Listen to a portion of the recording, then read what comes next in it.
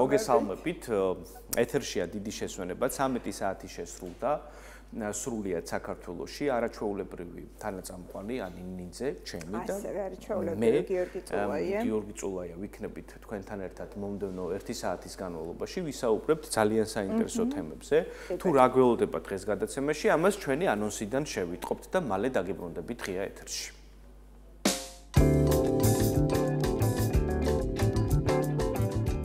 17 ნოემბერს დიდი შესვენების ეთერში ნახავთ. დღეს დღენაკლულ ბავშვთა საერთაშორისო დღეა. გადაცემაში სტუმრად რეანიმატოლოგ ანესთეზიოლოგი მაგდა ბერიძე. სოციალური აქცია სისხლის დონაცია დღენაკლულ ბავშვთა მსოფლიო დღესთან დაკავშირებით. თემაზე ვრცლად ისაუბრებს მარდი ჰოლდინგის საერთაშორისო ურთიერთობების დირექტორი თემურ დიასამიძე.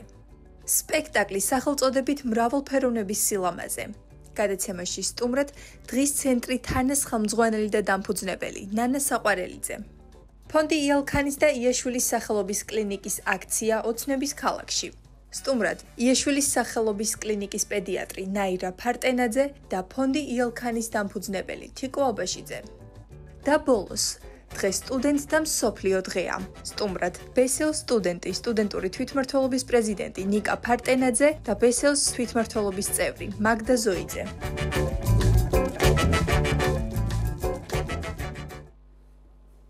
ესე იგი არ დავიწყდეს ჩვენს ტელემაყურებელს, ანი გამოიწეროს ჩვენი გვერდი. მარტივად დიდი შესვენება, გახდით ჩვენი ფოლოვერები, ვისაუბრებთ ძალიან საინტერესო თემებზე ტრადიციულად კომენტარებში. ჩვენ ყველა თქვენს ინტერაქციას ვკითხულობთ და ეს მნიშვნელოვანია ჩვენთვის, ხო? იმიტომ რომ რაოდენ გასაკუთრებულად უნდა იყოს, ძალიან ბევრჯერ ჩვენს მაყურებელს ჩვენთვის საინტერესო თემების მოუწოდებია. კი. ასე რომ გელოდებით თქვენს გამოხმაურებას ველოდებით ნებისმიერ დროს, ნებისმიერ ადგილას შეგიძლიათ თვალყური გვადევნოთ და რა თქმა უნდა მოგწეროთ თქვენი კომენტარები. დღეს ესე იგი მსოფლიო აღნიშნავს დღენაკლულ ბავშვთა საერთაშორისო დღეს. ამ კუთხით ცნობიერების ამაღლებას უდიდესი მნიშვნელობა აქვს, იმიტომ რომ არც თუ ისე იშვიათი მოვლენაა, ხო, როდესაც დროზე ადრე ჩრდება სიცოცხლე, ამ დროს ესე იგი ღელავს მშობლები, მამები, ბებიები, ბაბუები, თუმცა არაფერს აშიარა თუ ჩვენ პროფესიონალ ექიმთა ხელში აღმოჩნდებით და დროულად დავიწყებთ ესე იგი რეაბილიტაციის კურსს. ამ თემაზე სასაუბროთ საინტერესო სტუმარი გვყავს სტუდიაში მოწვეული მაგდა ბერიძე, დედა ბავშვთა ცენტრის იაშვილის სახელობის ანესთეზიოლოგი, რეანიმატოლოგი. მობრძადით ქალბატონო მაგდა, მადლობა რომ ჩვენთან ერთად ხართ. უდიდესი მნიშვნელობა აქვს რეანიმატოლოგის პროფესიას, როდესაც დროზე ადრე ჩრდება სიცოცხლე და არ მარტო როდესაც ზოგადად ადამიანი ხვდება ინტენსიურ განყოფილებაში. მოგვიყევით ამ ყველაფრის შესახებ თქვენი როლი ადამიანების გადარჩენის პროცესში, ხო, რაოდენ მნიშვნელოვანიც არ უნდა იყოს ეს ადამიანები, მომავალი სიცოცხლე, ხო, ახალშობილებზე ვსაუბრობთ, მთელი ცხოვრება წინა აქვთ. კი ბატონო. აი, რამდენი ინკუბატორს ამბობენ, ხო, აი ინკუბატორში არიან ბავშვები, სადაც უქნიან სპეციალურ ხელოვნურ, ესე იგი, მუცლად ყოფნის პირობებს. აი, რა მაინტერესებს პირველ რიგში ესე რომ მივყვეთ ქრონოლოგიურად თემას და საწყის, აი, რამდენი კვირა ითვლება ნაადრევად დაბადებულად. ესეც საინტერესო და ემბრიონი რა პოზიციაში იმყოფება ამ დროს და რა აკლია მას სრულფასოვნებამდე. დიახ, პირველში ისევ მოგესალმებით, მიხარია რომ მომიწვიეთ. მართლაც მნიშვნელოვანი დღეა დღეს, აღნიშნავთ ჩვენთა საერთაშორისო დღეს, რომელმაც დასაწყისი აიღო 2011 წლიდან. ჯანმრთელობის მსოფლიო ორგანიზაციის მთავარი სლოგანი ამ დღესთან დაკავშირებით არის ძლიერი დასაწყისი, იმედიანი მომავალი. ეს არის მთავარი სლოგანი, რომელიც ვრცელდება ჩვენზე. რას ნიშნავს? ესე იგი, მსოფლიოში 10 ახალშობილიდან 1 ახალშობილი იბადება დღენაკლად, ნაადრევად. და რას ნიშნავს ეს? აქვე გავმარტოთ, რას ნიშნავს ნაადრევად დაბადებული ახალშობილი. ეს არის ორსულობის, ყველა ახალშობილი დაბადებული ორსულობის 27 კვირის ვადამდე ითვლება ნაადრევად დაბადებულად. ეს თვეების მიხედვით რამდენი თვე გამოდის? გესტაციური ასაკი განისაზღვრება, რა თქმა უნდა, კვირების და თვეების მიხედვით, ანუ არის სუბკატეგორიებად იყოფა, არის გვიანი დღენაკლი, ღრმად დღენაკლი, უფრო სენსიტიური არის გრამზე ნაკლები ახალშობილები, 1000 გრამზე ნაკლები ახალშობილები უფრო სენსიტიურია მათთან მიდგომა. რატომ? იმიტომ რომ მკურნალობის ეფექტური ჩატარება პირველი საწყისი წუთებიდან არის მნიშვნელოვანი. რატომ? ეს ახალშობილები იბადებიან განუვითარებელი თავის ტვინით, ფილტვით, იმუნური სისტემით, თერმორეგულაციის დარღვევებით, რაც ძალიან დიდი რისკის ქვეშ აყენებს მათ მდგომარეობას. რატომ? რთულდებიან ესეთი ბავშვები, სიცოცხლის საშიში მდგომარეობები, როგორიც არის რესპირაციული დისტრესი, ჰიპოთერმია, ინფექცია, მაქსიმალურად ისინი დაუცველები არიან ასეთი გამოწვევების მიმართ. ამიტომ ეფექტური ჩარევით, პროფესიული გუნდით, ნეონატოლოგთა პროფესიული გუნდით ამ ყველაფრის აღმოფხვრა პირველ 24 საათში, პირველივე წუთებიდან არის მნიშვნელოვანი. რატომ? აი სწორედ ამას გვახსენებს ჩვენ ეს დღე მსოფლიო ჯანდაცვის ორგანიზაცია ამას გვახსენებს ჩვენ, რომ ჩვენი ვალდებულება და არის ის, რომ მათ მივცეთ შანსი გადარჩენის და არა მარტო გადარჩენის შანსი. მათ უნდა მივცეთ შანსი, რომ ერთ დღეს მათ შეცვალონ მსოფლიო. მოგეხსენებათ, გავიხსენოთ ჩვენი მთავარი, ანუ ისტორიის შემქმნელი და გენიოსი ადამიანები, მაგალითად აინშტაინი, ნიუტონი, რომელიც არის დღენაკლად დაბადებული და მართლაც შეცვალა მსოფლიო. ამიტომ გადარჩენა არ არის მხოლოდ მთავარი, გადარჩენის ხარისხზეა აქ ხაზგასმული, რომ რამდენად ეფექტურად ხდება მათი გამოზრდის პროცესი. თქვენ ხაზი გაუსვით გამოზრდის პროცესს, მათ ხანგრძლივად უწევთ ასეთ პაწაწინაჩვილებს ხანგრძლივი ინტენსიურ განყოფილებაში ხანგრძლივი ყოფნა. ძალიან მნიშვნელოვანია პრევენცია და რისკები. მოდით ვისაუბროთ რისკებზე. განსაკუთრებით სტრესზე მინდა გკითხოთ, იმიტომ რომ ძალიან სტრესულ გარემოში გვიწევს ყოფნა და რა გავლენას ახდენს ის ფეხმძიმე ქალბატონებს. ეს ძალიან მნიშვნელოვანია. ხაზგასმით უნდა აღვნიშნოთ რისკ ფაქტორები. პირველ რიგში დავიწყოთ იქიდან, რომ მნიშვნელოვანია პირველი დედის როლი, დედის მიერი რისკ ფაქტორები. დედის ჯანმრთელობა, ქრონიკული დაავადებები, არტერიული წნევა, შაქრიანი დიაბეტი, ასევე ცხოვრების წესი. ეს ძალიან მნიშვნელოვანია. თამბაქოს, ალკოჰოლის მოხმარება. ეს ძალიან ნიშანდობლივია. ამის შემდეგ აუცილებელია აღვნიშნოთ საშვილოსნოსმიერი რისკ ფაქტორები. მაგალითად, მრავალნაყოფიანი ორსულობა, ტყუპი ნაყოფი ან სამი ნაყოფი, ხო? მნიშვნელობა არ აქვს, ანუ მაინც ეს რისკ ფაქტორებს ზრდის. ასევე ნიშანდობლივია სტრესული გარემო, ჯანსაღი ორსულობა მოდის დედის, ანუ სოციალური ფაქტორი, ალიმენტური ფაქტორი, სტრესული გარემო, ტრავმა, რომელიც ემოციური ფონი უნდა იყოს მინიმუმამდე. აი ამ ნაადრევშობიარობას. ნაადრევშობიარობის გამოწვევი მიზეზებს იწვევს, როგორც გითხარით, ეს დედის მიერი ფაქტორები, როგორც ბოლოთვეში ვთქვათ, განსაკუთრებული ყურადღება უნდა დაიცვას დედამ. ნახეთ გეტყვით, ეს უკვე მოერიდოს აქტივობას, ვთქვათ, კი ბატონო, პირველ რიგში ხაზგასმით ეს არის ალიმენტური და სოციალური ფაქტორი. დიახ. მეორე აუცილებელია ეს ცხოვრების წესი, როგორც გითხარით, ალკოჰოლის მოხმარება, თამბაქოს მოხმარება. არის საშვილოსნოს მიერი გართულებები, არის პაციენტის მიერი ფაქტორები, მაგალითად, პაციენტის ნაადრევი აცლა. ეს არის რისკ ფაქტორი ნაადრევად დაიბადოს ახალშობილი. ყველაზე მნიშვნელოვანი თავიდან რომ ავიცილოთ ეს ყველაფერი, ხო, რა არის მთავარი. აუცილებელია პირველ რიგში საზოგადოების განათლება, დედების განათლება. იმ კუთხით რამდენად მნიშვნელოვანია, თუნდაც ის ელემენტარული ვთქვათ, აი დედების ხშირად არ აქცევენ ყურადღებას, პირველ ტრიმესტრში ხშირად ავადობენ შესაძლებელია ვირუსული ინფექციებით. აი რინორეა ვთქვათ, ან მშრალი ხველა, ეს ყველაფერი აი მე პრაქტიკოსი ექიმი ვარ, ხშირად მე ვიწყებ პაციენტის მართვას ანამნეზის შეკრებით, დედასთან მჭიდრო ურთიერთობით და დედაც ხშირად აი რო ვეკითხები და კონკრეტულად აი გაიხსენეთ, აი მაგალითად მაგალითად მქონდათ რინორეა ხველა, ხო? იცით რა არ აქცევენ ყურადღებას. ითი აი ეს ძალიან მნიშვნელოვანია პირველ ტრიმესტრში, იმიტომ რომ რა თქმა უნდა, იმიტომ რომ ამ დროს ხდება რა, ჩამოყალიბება ორგანოების, ხო, ამას ძალიან დიდი მნიშვნელობა აქვს. ანუ პირბადით უნდა იაროს და მოერიდოს. სასურველი არის, რატომაც არა. აი საზოგადოებრივ ტრანსპორტში შესაძლებელია რომ გამოვიყენოთ პირბადე, რატომაც არა.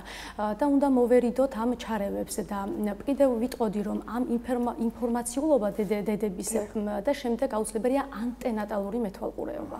ეს ეს არის ძალიან მნიშვნელოვანი რატომ? ორსულობის 12 კვირამდე, ორსულობის 12 კვირამდე ხდება პირველი ვიზიტი პროფესიონალურ გუნდთან. ანუ იგულისხმება გინეკოლოგი, რომელიც მთელი ორსულობის განმავლობაში 8 ვიზიტიდან, ანუ 8 ვიზიტი განისაზღვრება, ამ ვიზიტებში ჩადებულია აზრი, რომ ჩვენ გავაკეთოთ პრევენცია ნაადრევად მშობიარობის, შევაფასოთ რისკები და აღმოუფხრათ ის გართულებები, რაც შეიძლება წინ გქონდეს და გქონდეს პატარა-პატარა წინაშვილებს. გართულებებზეც რცხვად ვისაუბროთ, დაიბადა ბავშვი ნაადრევად, რა რისკებია, რა არის აუცილებელი პირველადი დახმარებისთვის, აქვს თუ არა კლინიკას შესაბამისი ტექნიკური აღჭურვილობა, მოგვიყევით ყველაფერზე, ესე მივყვეთ, რა არის პირველი, რასაც აკეთებ. ჯანმრთელობის სოფლიო ორგანიზაცია გვიგზავნის რეგლამენტი, ხო, ალბათ. აი, ნახეთ, ესეთი გზავნილი გვაქვს. პირველი ძალიან მნიშვნელოვანია, პირველი უკვე ვისაუბრეთ ანტენატალური მეთვალყურეობა, მეორეს ხაზს გავუსვამდი ოჯახების, აი ამ დღენაკლების უკან დგას ოჯახი, დედა, მამა, ძმა და ბებია, ბაბა, როგორც თქვენ ახსენეთ. მან არის უზარმაზარი სტრესი, ემოციური დატვირთვა, ფინანსური დატვირთვა. ეს რაც მინიმუმამდე უნდა იყოს დაყვანილი. ჩვენ პაციენტთან ჩვენ ვკურნალობთ მას ყოველდღიურად, მაგრამ არანაკლებ დროს ვატარებთ მათ მშობლებთან. ეს არის უმნიშვნელოვანესი. რატომ?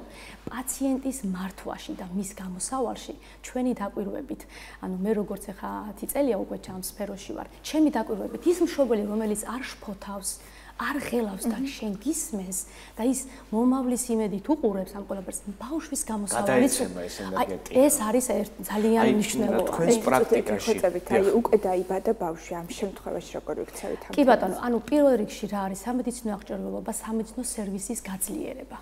ეს რას ნიშნავს? აღჭურვილობა სამედიცინო თანამედროვე ტექნოლოგიების, ეს ინკუბატორები, თანამედროვე ინკუბატორი, თანამედროვე ფილტვის ხელოვნური ვენტილაციის აპარატები და რატომ? იმიტომ რომ როგორც აღვნიშნეთ, ესეთ დღენაკლები ხო იბადებიან განუვითარებელი ფილტვებით. ხშირად აქვთ რესპირაციული დისტრესი, ხო? სუნთქვის უკმარისობა. მას სჭირდება დახმარება. გაიხსნას ფილტვი. რა თქმა უნდა, ამიტომ არის რეჟიმები, რომლებსაც ვარგებთ. ეს არის ინვაზიური რეჟიმი, არის არაინვაზიური რეჟიმი. ჩვენების მიხედვით მას რა სჭირდება? და აუცილებელია პროფესიონალური გუნდი, ნეონატალური გუნდი, რომელიც მაქსიმალურად უზრუნველყოფს მას და დაეხმარება პირველივე წუთებში.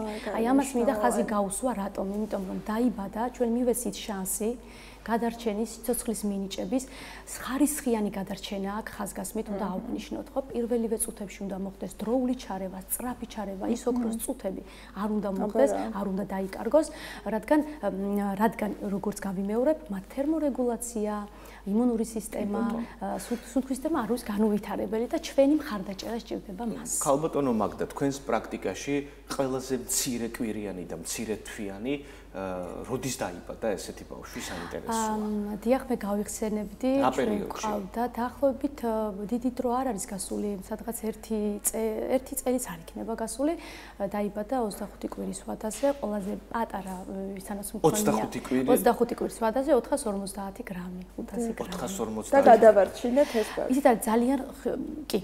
და უბრალოდ აქვთ ხანგრძლივი პერიოდი ჩვენთან ყოფნის და შემდეგ რა თქმა უნდა რეაბილიტაციის პერიოდები და კიდევ აქვს მნიშვნელობა ჩვენგან როცა ეწერებიან ესეთი პატარები, შემდეგ რა ხდება? ჩვენ მაქსიმალურად ვანათლებთ დედებს. რას ნიშნავს? ვუხსნით, რა გართულებები შესაძლებელია რომ მოყვეს ამ ყველაფერს და როგორ უნდა მართოს, როგორ უნდა ამოიცნოს და მაქსიმალური პროფესიონალებთან მათი წვდომა რა. ეს არის თავის ტვინის ეხოსკოპიის ჩატარება, ასევე გულის ეხოსკოპიის ჩატარება. ეს ყველაფერს ჩვენ ვუხსნით მშობელს და ვაძლევთ რეკომენდაციებს, არის ისეთი ხაზგასმით რეკომენდაციები, რომლებსაც უნდა მიყვნენ ნაბიჯ-ნაბიჯ, მჭიდრო კავშირი პედიატრებთან. აი, თრაპიტა გკითხოთ, სტიგმების შესახებ მსურს გკითხოთ, იმიტომ საზოგადოებაში ბევრი ეს მოძველებული და დრომოჭმული შეხედულება არსებობს ამ საკითხის მიმართ, არსებობს ეს სტერეოტიპი, რომ ბავშვი თუ ნაადრევად დაიბადა, მთელი ცხოვრება იქნება სუსტი და იქნება სუსტი იმუნური სისტემა და რაღაც ბევრი სტერეოტიპია ამ მიმართულებით, თითქოს განვითარებაშიც ჩამორჩება სხვა ბავშვებს, აი განვმარტოთ, რა არის მითი, რა არის რეალობა და რა არის აუცილებელი იმის იმისთვის, რომ ეს მსგავსი ძველმოდური შეხედულებები განახლდეს ჯანსაღი აზრით. მიხარია, რომ ჩვენს მიერ გადარჩენილი, ჩვენი კლინიკის, ჩვენი განყოფილების მიერ გადარჩენილი პატარები შემდეგ გვიბრუნდებიან რაღაც ასაკში. მაგალითად, გვიბრუნდებიან 6 თვის ასაკში, 8 თვის ასაკში, წლის, 2 წლის ასაკში. ჩვენ ვადარებთ, ხო, ეს ბავშვები როგორი გამოსავალი აქვთ. საოცარი ბავშვები იზრდებიან, საოცარი და მაგალითი ამიტომ მოვიყვანი ჩვენი გენიოსების. არის ნახეთ, არის გამოსავალი, სადაც არის ცუდი გამოსავალი, მაგრამ ეს ძალიან ბევრ რისკებთან არის დაკავშირებული. არის რომ არის კარგი გამოსავალიც, მაგრამ ჩვენ ყოველთვის ვფიქრობთ და პოზიტიურობაზე და ჩვენ ვცდილობთ რომ მომავალს გამოადგნენ ჯანსაღი ბავშვები. იცით ქალბატონო მაგდა, გარდა იმისა, რომ დღენაკულ ბავშვს იმ მომენტში სჭირდება სწრაფი ყურადღება, სწრაფი რეაბილიტაცია რეანიმატოლოგების მიერ. ამას გარდა არის თუ არა იმის შანსი, რომ თქვათ გარკვეული პერიოდის შემდეგ იჩინოს პრობლემებმა. თქვათ იმ მომენტში გადარჩა ბავშვის სიცოცხლე, თუმცა აი შემდგომ რაღაც პერიოდში თუ პრობლემის რო დავამშვიდოთ, თუმცა რო ავუხსნათ როგორ უნდა გააკეთოს ადამიანებმა იმისათვის, რომ ბავშვი სრულად და ჯანსაღად გაიზარდოს მომავალში. აი სწორედ ამას გავუსვი ხაზი მეც, რომ აი მჭიდრო კავშირი მშობლებთან ახსნა, განმარტება, თუ რა ხდება მისი ანუ მარტო იმ მომენტში გადარჩენა არ ქნა, ხო? არა, ამიტომ ამბობ, გადავარჩინეთ, გავდივართ ხანგრძლივ ამ ინტენსიურ განყოფილებაში გამოზრდის პროცესს და პარალელურად ამას გულისხმობ, რომ ნაბიჯ-ნაბიჯ როცა ისინი ჩვენიდან ეწერებიან, პედიატრთან მჭიდრო კომუნიკაციით, ვიზიტებით, ისაზღვრება თავის გარშემოწერილობა, წონა, როგორ ვითარდება ბავშვი. ამ ყველაფერს უკვე აფასებს პროფესიონალები, მაგრამ მათი მჭიდრო კომუნიკაციით და ვიზიტებით განისაზღვრება ეს ყველაფერი. დღენაკლული ბავშვი რამდენი კვირის ითვლება, მაგალითად თუ არის ხარისხში სხვაობა, ხო? ვიღაც შესაძლოა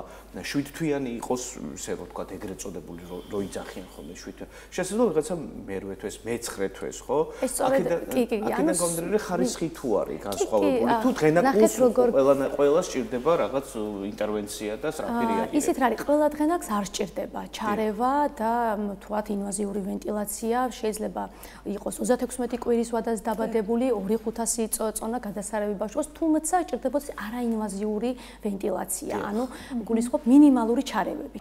ხო, ამას გააჩნია, თუმცა შეიძლება იყოს დროული ბავშვი, რომელსაც სჭირდებოდეს ფრითოსხელოვნური ვენტილაცია, ანუ ეს არის ჩვენების მიხედვით. და კიდე ხას გავუსვამ, როგორი მართვა იყო დედის ანტენატალურად და დედის ცხოვრების წესი, ჯანმრთელობა დედის, ეს ყველაფერი განსაზღვრავს ჯანმრთელ ახალ შობილს. ხო, მაგრამ ფეხმძიმობის პერიოდზე ბუნებრივია დამოკიდებული და როგორც უკვე ვთქვით, გარემო უნდა იყოს ჯანსაღი ფეხმძიმე ქალბატონის სურვილი და ძალიან რთულია ამ გარემოს გაფილტრა, იმიტომ რომ იგივე სოციალური ქსელებით ისევ ერთ გარემოცულია ბევრი რაღაც დეზინფორმაციით, ნეგატიური ინფორმაციით, რომ ამ ყველაფრისგან დისტანცირება ძალიან რთულია.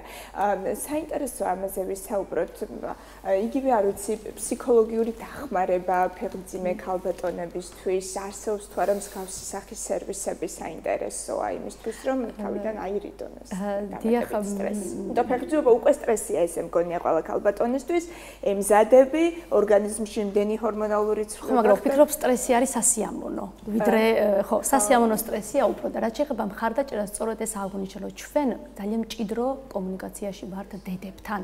დედებს მაქსიმალური მხარდაჭერა სჭირდებათ. მაქსიმალური მხარდაჭერა, რატომ? იმიტომ რომ ბავშვის გადარჩენაში და გამოსავალში ძალიან დიდი მნიშვნელობა აქვს დამოკიდებულებას, დედის განცდას, ემოციას. რატომ? გადის დღეები, როცა ჩვენ ვიწყებთ კვებას ამ ბავშვების. ისინი ვიწყებთ დედის რძით კვებას, ხო? ეს ყველაფერი ბავშვს გადაეცემა. ჩვენ ვაძლევთ საშუალებას, აქვთ დაყოვნების პერიოდი გვაქვს, დედები უშუალოდ როგორ ეფერებიან, ანუ რაღაც დროს ვუთმობთ, რომ გადასცენ ემოცია ბავშვს, ამიტომ ეს ნეგატივის გადასცემას ჯერ ესე იგი შობელს ხო, ამას გულისხმობ, ანუ კიდევ რა არის დედების მჭიდრო კავშირი შვილებთან, ამასაც განიცდიან, იცით რა, როგორ დავტოვო ბავშვი, აი როგორ წავიდეს სახლში, როგორ დავტოვო, აი ეს განცალკევება, განშორება უჭრეთ, ამიტომ ჩვენ მინიმუმამდე დაგვყავს, რას ვეუბნებით. მოდით, ნახეთ, მოეფერეთ, თუ ამის საშუალებას ბავშვის მდგომარეობა გვაძლევს, ეფერებიან, ესაუბრებიან ისეთ საოცარი სცენები და ისინი მაქვს ნანახი მე პირადად განყოფილებაში. აი თითქოს ეს ბავშვები გრძნობენ ამ ყველაფერს. აი თვალებს აი ძინავთ, დედა უახლოვდება და უცებ თვალებს სახელს, თვალი კონტაქტი. აი ეს საოცარი სცენებია მინდა ვთქვა რეანიმაციურ განყოფილებაში. საინტერესოა ის ფაქტორიც, რომ გარდა დღენაკლული ბავშვებისა, მე მსმენია, რომ არსებობს ისეთი მომენტებიც, როდესაც პირიქით 9 თვეზე მეტი ყოლდება, ესე იგი, ბავშვი მუცელში და ამ დროს ინტერვენცია ხდება საჭირო, რომ არ მოხდეს ეგრეთ წოდებული გართულებები, გაგბუდვა ბავშვის და ასე შემდეგ. ამ დროს რა პროცესის გავლა უწევს, თქვათ, პროცესები თითქმის იგივეა, ჩარევა და პროცედურულად არაფერ არ განსხვავდება. უბრალოდ უფრო ნაკლებად ველოდებით დროულ ბავშვებში ესეთ რისკებს, ვიდრე დღენაკლებში. კიდევ სხვა პრობლემებია. კი. უღმესიმატება რომ იყავით ჩვენთან ერთად ძალიან მნიშვნელოვან საქმეს აკეთებთ, შეგახსენებთ ნაადრევად დაბადებულ ბავშვთა საერთაშორისო დღე. დღეს ჩვენ ამ თემაზე ვსვათ ვისაუბრებთ გადაცემის მეორე ნაწილშიც. მადლობა მაგდა ბერიძეს. დიდი მადლობა. დიდი მადლობა.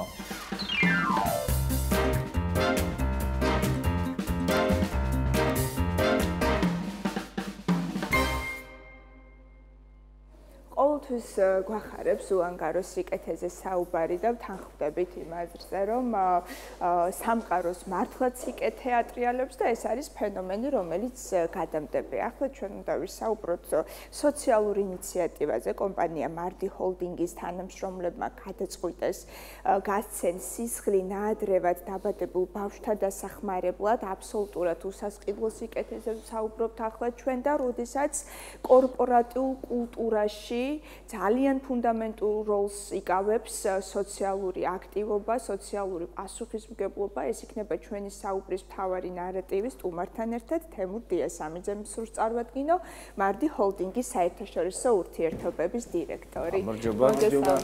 მოგესალმებით. მოგვიყევით ეს პირველი სოციალური ინიციატივა მარდი ჰოლდინგისგან თუ აქამდეც გქონდათ მსგავსი სახის გამოცდილება? ჩვენი კომპანია ხშირად იღებს მონაწილეობას ასეთ ღონისძიებებში და ვფიქრობთ ეს არ არის ბოლო ღონისძიება, რომელშიც მონაწილეობას ვიღებ. მზად ვართ ფაქტურად, როდესაც ინიციატივა მოდის სხვადასხვა სამსახურებიდან, თუნდაც სხვა კომპანიები აკეთებდნენ. ჩვენ ამაში ჩავერთვით, იქნება ეს რაღაც პლაჟის დასუფთავება და ასე შემდეგ და ასე შემდეგ და ახლა მით უმეტეს სისხლის დონაცია ძალიან საჭირო საკითხი არის საქართველოში. ამ ხელ ყოველთვის დეფიციტია და კარგია რომ თანამშრომლები თვითონაც გამოეხმაურა ყველა მაიტაცა. რა თქმა უნდა კორპორაციული ეტიკის და კოლეგიალურობის მიმართულებით ამის გაკეთება უფრო ადვილია ვიდრე ინდივიდუალური ადამიანები რომ ამაში შეერთვებიან, თუმცა დარწმუნებული ვარ რომ ბევრი მოქალაქე თვითონაც ჩაერთვება ასეთ აქტივობაში, რაც მისასალმებელია მხოლოდ და მხოლოდ. აი საწყისი რა იყო, ეხლა თქვენ ახსენეთ, რომ სხვები გეხმარება, სხვა კომპანიები მოდიან თხოვნით და თქვენ მათთან თანამშრომლობთ, თუ აი როგორი კონკრეტულად ეს საკითხი უბრალოდ არის ადამიანების სამსახურში, რომლებიც ამ მიმართულებით მუშაობენ, არის მარკეტოლოგები და ასე შემდეგ, რომლებიც რაღაც ძირითადად ესე თარიღებს აკვირდებიან და შემდეგ გვთავაზობენ ხო არ მივიღოთ მონაწილეობა და ამ ესეთ რაღაცებს ყოველთვის ეტაცებენ ხოლმე თუ ყველა დეპარტამენტი არა მაგალითად მე ჩემთვის შეუძლებელი იყო ახლა მაგალითად დონაციაში მონაწილეობა მაგრამ სხვები ჩაერთვენ და ასე შემდეგ რომ კლიენტ არ არის აუცილებელი რომ დასაქმებულთა 100% ჩაერთოს თუნდაც რაღაც რაოდენობა რო იღებს ამაში მონაწილეობა ძალიან მისასალმებელია და ვფიქრობ ეს ხო ბიზნესის პასუხისმგებლობაა გარდა იმისა რომ მომგებიანია ბიზნესი ქალაქისთვის რაღაცას და ქვეყნისთვის უნდა აკეთებდეს თუ ეს რა თქმა უნდა შეუძლია და ეს არ არის რაღაც განსაკუთრებული დიდ ბიუჯეტებთან მხოლოდ და მხოლოდ შენს ნებასთან არის დაკავშირებული. აი როგორ გგონიათ ისე თქვენი აზრია საინტერესო. მე თუნდაც ის რომ ჩვენ ახლა საუბრობთ ამ თემაზე, დონაცია, მარდი ჰოლდინგის სოციალური ინიციატივა, ვაჟღერებთ ამ ინფორმაციას ასე საჯარო. თითქოს ეს არის ერთგვარი გზავნილი ბიზნეს სექტორის მიმართ. როგორ გგონიათ, არ არის საკმარისად ჩართული საქველმოქმედო სოციალურ აქტივობებში ზოგადად ბიზნეს სექტორი? მე ვფიქრობ რომ უფრო აქტიურად უნდა ჩაერთოს და მარტო ბიზნესი არა. ეს ისე პოპულარული უნდა გახდეს, რომ მოქალაქეები თვითონ უნდა აკეთებდნენ ჩემი აზრით ამას და სამწუხაროდ ეს მხოლოდ და მხოლოდ შეხსენების საფუძველზე ხდება და ეს ადამიანებში მოთხოვნა ემპათია რა თქმა უნდა ქართველებში არის და ჩვენ ერთმანეთსადმი ესე დამოკიდებულება გვაქვს, მაგრამ ხშირად არ ვფიქრობთ, რომ ჩვენ შეგვიძლია რაღაცის გაკეთება და შენი მაგალითად რაღაცა რამდენიმე დახარჯულმა ნახევარმა საათმა თუნდაც თვეში ერთხელ ამ წელიწადში ორჯერ რომ მიხვიდე და ეს სისხლი გაიღო, შეიძლება ვიღაცის სიცოცხლე გადაარჩინო. იმიტომ რომ არის ეს პრობლემა. ამ პრობლემების წარმოჩენაც არ ხდება. სამწუხაროდ იმ ტემპში გადავიდა საზოგადოების ცხოვრება, სულ სხვა რაღაცებს ვაქცევთ ყურადღებას, მესმის რომ ადამიანებს ხშირად ამისთვის არ ცალიათ, მაგრამ თუ განწყობილი შინაგანად ადამიანები ვართ ამისთვის, რომ ერთმანეთს დავეხმაროთ, მით უმეტეს თუ ეს არ არის ისეთ რაღაცებთან დაკავშირებული, რომ შენ ვერ გააკეთო, შეიძლება რაღაცის გაკეთება გინდა და არ შეგიძლია ფინანსებთან არის დაკავშირებული რაღაც ტექნიკურ აღჭურვილობასთან და ასე შემდეგ, მაგრამ ეს ხომ მხოლოდ და მხოლოდ შენი პიროვნული გადაწყვეტილების საკითხი და შენ შეგიძლია ეს ადვილად გააკეთო. ჩვენი არწივებით აგერ ჩარ მოგაკეთეთ. საინტერესოა ბატონ თემურ ინიციატივა ნებისმიერი, რომელიც საზოგადოებისთვის არის სასარგებლო, უმნიშვნელოვანესია. ხო მით უმეტეს, როდესაც სისხლის ბანკის შევსება ხდება, იმიტომ რომ ნებისმიერმა ლიტრმა თუ რაღაც გრამა შესაძლოა სადღაც სიცოცხლე გადაარჩინოს. ერთი დოზა, ერთი სიცოცხლე. ეს უდაოდ ეჭგარეშია, რომ დიდი ქველმოქმედებაა ნებისმიერი კორპორაციისა თუ კონკრეტულად ინდივიდუალური ადამიანის მხრიდან. შემოვიყვანოთ აქ პასუხისმგებლობა ჩვენი მაყურებლისთვისაც გასაგები რო გახდეს, თქვა. დღეს ჩვენ ცხოვრობთ ისეთ ეპოქაში, როდესაც შესაძლოა რაღაც დაუდებრობამ გამოიწვიოს სხვა ადამიანის სიცოცხლის დასიანება, მით უმეტეს ესეთ ფაქტები არსებობს, თქვა. უნდა შეემოწმოს თუ არა კონკრეტული ადამიანი სანამ სისხლს ჩააბარებს. ეს თვითონ მას მოთხოვნა რეგლამენტითაც ეკუთვნის, რა თქმა უნდა, ზოგიერთი ბევრი არის შენ გამოწვევი და შემდეგ აქვს დონორობის უფლება, იმიტომ რომ უამრავი დავამტყოფობა შეიძლება იყოს, მაგრამ შენ შეიძლება წარმოდგენაც არ გქონდეს და იქ მე ჯგუფებზე და ასე შემდეგ კიდე სხვა მოთხოვნები არის, არ მაგალითად ჯგუფი, რომელიც მაქსიმალურად გავრცელებულია და ამაზე შეიძლება ისეთი დეფიციტი არ არის და ისეთი სისხლის ჯგუფებია, რომლებიც ძალიან დეფიციტური აქვს. ჩემი აზრით ადამიანს ეს რაღაც შინაგანი ვალდებულება თუ ფიზიკური მონაცემები გაძლევს საშუალებას უნდა აკეთებდე და კიდევ ერთხელ ვიმეორებ ეს ადამიანი როცა ხარ მოქალაქე ეს ხო არა რაღაც პრივილეგიები მხოლოდ და მხოლოდ რომ შენ მაგალითად პასპორტით რაღაცების კეთება შეგიძლია ეს ხო შენი მოვალეობებიც არის და პასუხისმგებლობებიც და შენ თუ ქვეყანა შენთვის რაღაცების აკეთებს და ქვეყანა არ არის მხოლოდ და მხოლოდ შემოსაზღვრული რაღაცა ტერიტორია ეს არის მოქალაქეები ამ ქვეყანაში შენც ამ მოქალაქეების მიმართ რაღაც პასუხისმგებლობები გაქვს ჩემი აზრით ამ პრინციპებით და ამ ფასეულობებით უნდა ვიაროთ სამწუხაროდ კიდევ ერთხელ ვიმეორებ ყველა ვერ დავდივართ ზოგჯერ დრო არ ყოფნის ზოგჯერ ცოდნა ზოგჯერ განათლება ზოგჯერ ინფორმაცია მაგრამ ჩვენ თუ საზოგადოება ვართ ამისკენ უნდა მივისწრაფოდეთ რომ საბოლოო ჯამში მივიდეთ იქ როცა თქმა არ დაგჭირდება და ის თუ იცი რომ ეს საჭირო არის და შენგან უნდა კეთდებოდეს ამას აკეთებდე ის რომ ეს დონორობიდან სულ სხვა საკითხებზე გადავდივართ მაგრამ ის რომ ნაგვის ურნის გვერდით ნამწვავი გვერდით არ უნდა დააგდო და შიგნით უნდა ჩავარდეს ეს ელემენტარული პასუხისმგებლობა ზრდილობის საკითხია უკვე პასუხისმგებლობაზე სავარგეუბნები და ზრდილობაც ხო რაღაც პასუხისმგებლობებია რომელსაც შენ იგებ ისე როგორც სხვა პასუხისმგებლობები რომლებიც ადამიანს დაბადებიდან და შემდეგ უკვე ზრდასრულ ასაკშიც გავს ამიტომ ამას უნდა აკეთებინო ზოგადად კორპორატიული კულტურის ნაწილსაც რომ შევეხოთ როდესაც მთელი გუნდი ერთიანდება ერთი იდეის ირგვლივ ეს იდეა არის აქ ეს ალბათ გუნდშიც რაღაცა მეგობრულ გარემოს კიდევ უფრო აღვივებს ეგრეთ წოდებული team building-ი ძალიან მოგვიყევით აბა ქართული team building-ი როგორ გამოიყურება არის დიდი კომპანიები და სხვათა შორის ამ ბოლო დროს საქართველოში არის მართლა ეს კორპორატიული ეთიკა დამკვიდრებული რომ ხშირად ამას იყენებენ კიდე საკუთარი კომპანიის რეკლამირებისთვის და ფასეულობების რეკლამირებისთვის. ბევრ კომპანიას შიდა რაღაც განაწესივით აქვს რომ ასეთ ღონისძიებებში უნდა მიიღოს მონაწილეობა. ან პასუხისმგებლობა აიღოს ეკოლოგიურად სუფთა პროდუქტის მიწოდებაზე, ან პასუხისმგებლობა აიღოს რაღაცა ისეთზე, რასაც საზოგადოებისთვის მნიშვნელობა აქვს. და ეს კარგად მუშაობს თვითონ კომპანიის იმიჯზე. გასაგებია, მაგრამ ეს ხო ინგლისურად ვთქვათ win-win სიტუაცია, როდესაც ყველა იგებს. ხო, ორი კურდღელის თემაა. საიმიჯო მხრივ ეს კომპანიისთვის მომგებიანია, მაგრამ იგებს საზოგადოებას, იგებს მოქალაქეს და თვითონ გუნდის წევრი გრძნობს თავს უკეთესად დაფასებულად საჭიროდ. არა მარტო კომპანიისთვის, რომ შენ კონკრეტულად რაღაცა საქმეს აკეთებ იმ კომპანიაში, მაგალითად დილით მოდიხვედი და ვიღაცებს უპასუხე ელექტრონულ პოსტაზე, ვიღაცა ზარებზე გაიცი პასუხი, არამედ შენ ხარ საჭირო საზოგადოებისთვის და ხვდები რომ შენი კომპანია მაშინ მონაწილეობს ბოდიში, მაგრამ აი შეიძლება რაღაც ჟარგონული სიტყვა იყოს, მაგრამ რაღაც როგორ თქვა, ნუ სამეგობროში რომ დაждები პონტი რომ მე ამაში მონაწილეობა მივიღე, მე ამის თანამონაწილე ვიყავი და ეს კარგი ტონია. კარგი ტონია. შეგიძლია აჩვენო რომ შენ არ ხარ უბრალოდ მოგებაზე ორიენტირებულ კომპანიაში, სადაც მხოლოდ და მხოლოდ ბუღალტერია თვის ბოლოს ითვლის მოგებას და ანაწილებს მე ბონუსებს და ხელფასებს და ასე შემდეგ. შენ ხარ საზოგადოების ნაწილი. იცით, ჩვენ ისეთი გარდამავალი ეკონომიკის ქვეყანა ვართ. აქედან გამომდინარე 90-იანები გვახსოვს, შემდგომ 2000-იანებიც გვახსოვს. თუმცა იყო პერიოდი, როდესაც თუ ვინმე ზოგიერთებს 80-იანებიც გვახსოვს. 80-იანებიც, რა თქმა უნდა. აქ ამყობ. თუმცა აქ გულისხმობ მაინც თავისუფალ ბაზრის ეკონომიკაზე გადასვლის პერიოდს, როდესაც თუ ვინმე ბიზნესს დაიწყებდა, ეს უკვე პრიორიტეტი ავტორიტეტად ითვლებოდა და ამის მადლიერი იყო, თქვა სახელმწიფო, ხო? დღეს ჩემი გადმოსახედიდან შევაბიჯეთ ეპოქაში, როდესაც გარდა ბიზნესის კეთებისა, კომპანიები ზრუნავენ თავიანთ იმიჯზე, აი კორპორატიულ კულტურაზე, ხო? აქედან გამომდინარე, რა იქნება შემდგომი პერიოდი საინტერესო. დავბრუნდით ღია ეთერში, ვსაუბრობთ კორპორატიულ კულტურაზე, ამა თუ იმ სოციალურ აქტივობაზე, თუ რაოდენ მნიშვნელოვანია ჩვენი საზოგადოებისთვის ერთიანობა და გაშღერებული მესიჯები, რომელსაც აიტაცებს ხოლმე საზოგადოება. იმიტომ რომ თანადგომა ეს არის პროცესი, რაც ჩვენ გვანსხვავებს სხვა არსებებისგან დედამიწაზე და სწორედ სოლიდარობა და თანადგომა გადაგვარჩენს, ხო? მოდით ვისაუბროთ, თქვათ, რა იქნება შემდგომი პროცესი ბიზნესში, ხო? თუ დღესაც დგას მაინც კორპორატიული კულტურის საკითხი, ეს არის თუ არა ფუფუნება, მაგალითად მე თუ დღეს კომპანიაში ვქმენ და რაღაც საქმეობას ვეწევი და რაღაც არ მცალია მე ხარ რაღა კორპორატიულ კულტურაზე, რაღა სოციალურ აქტივობაზე ვიმჟელა ის მაქვს გასაყიდი რაღაც ვთქვათ პროდუქტი, ხო?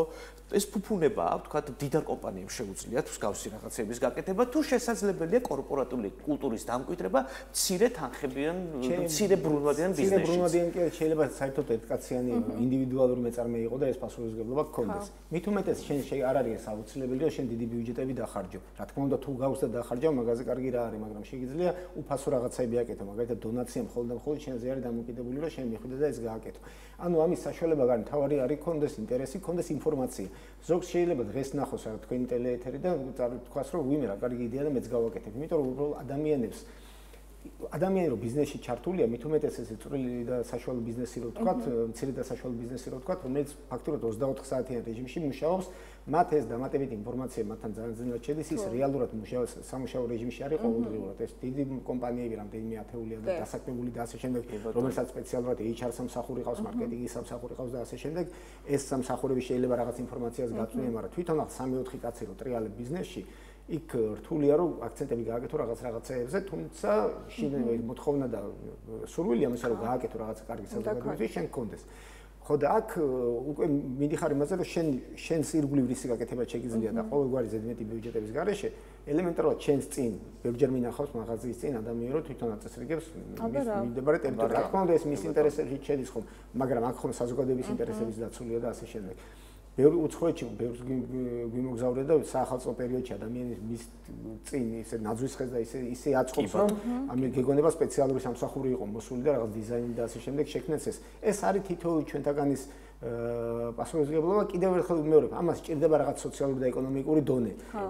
რაკამ ადვილი არ არის ამის კეთება და ამას ყველაფერს რაღაცა პირობები ჭირდება, მაგრამ ჩემი აზრით აქეთკენ მივდივარ და მომავალ ნაბიჯებზე რაც თქვენ თქვით, ჩემი აზრით, იქ კომპანიების უმრავლესობა ჩვენ ახლა საქართველოში რაც კომპანიები არის, ჩემი გადმოსახედით, რა თქმა უნდა ზოგიერთი არის ინოვატორი, მაგრამ ზოგადად ვიღებთ სოფლიოში რაც ტრენდები არსებობს.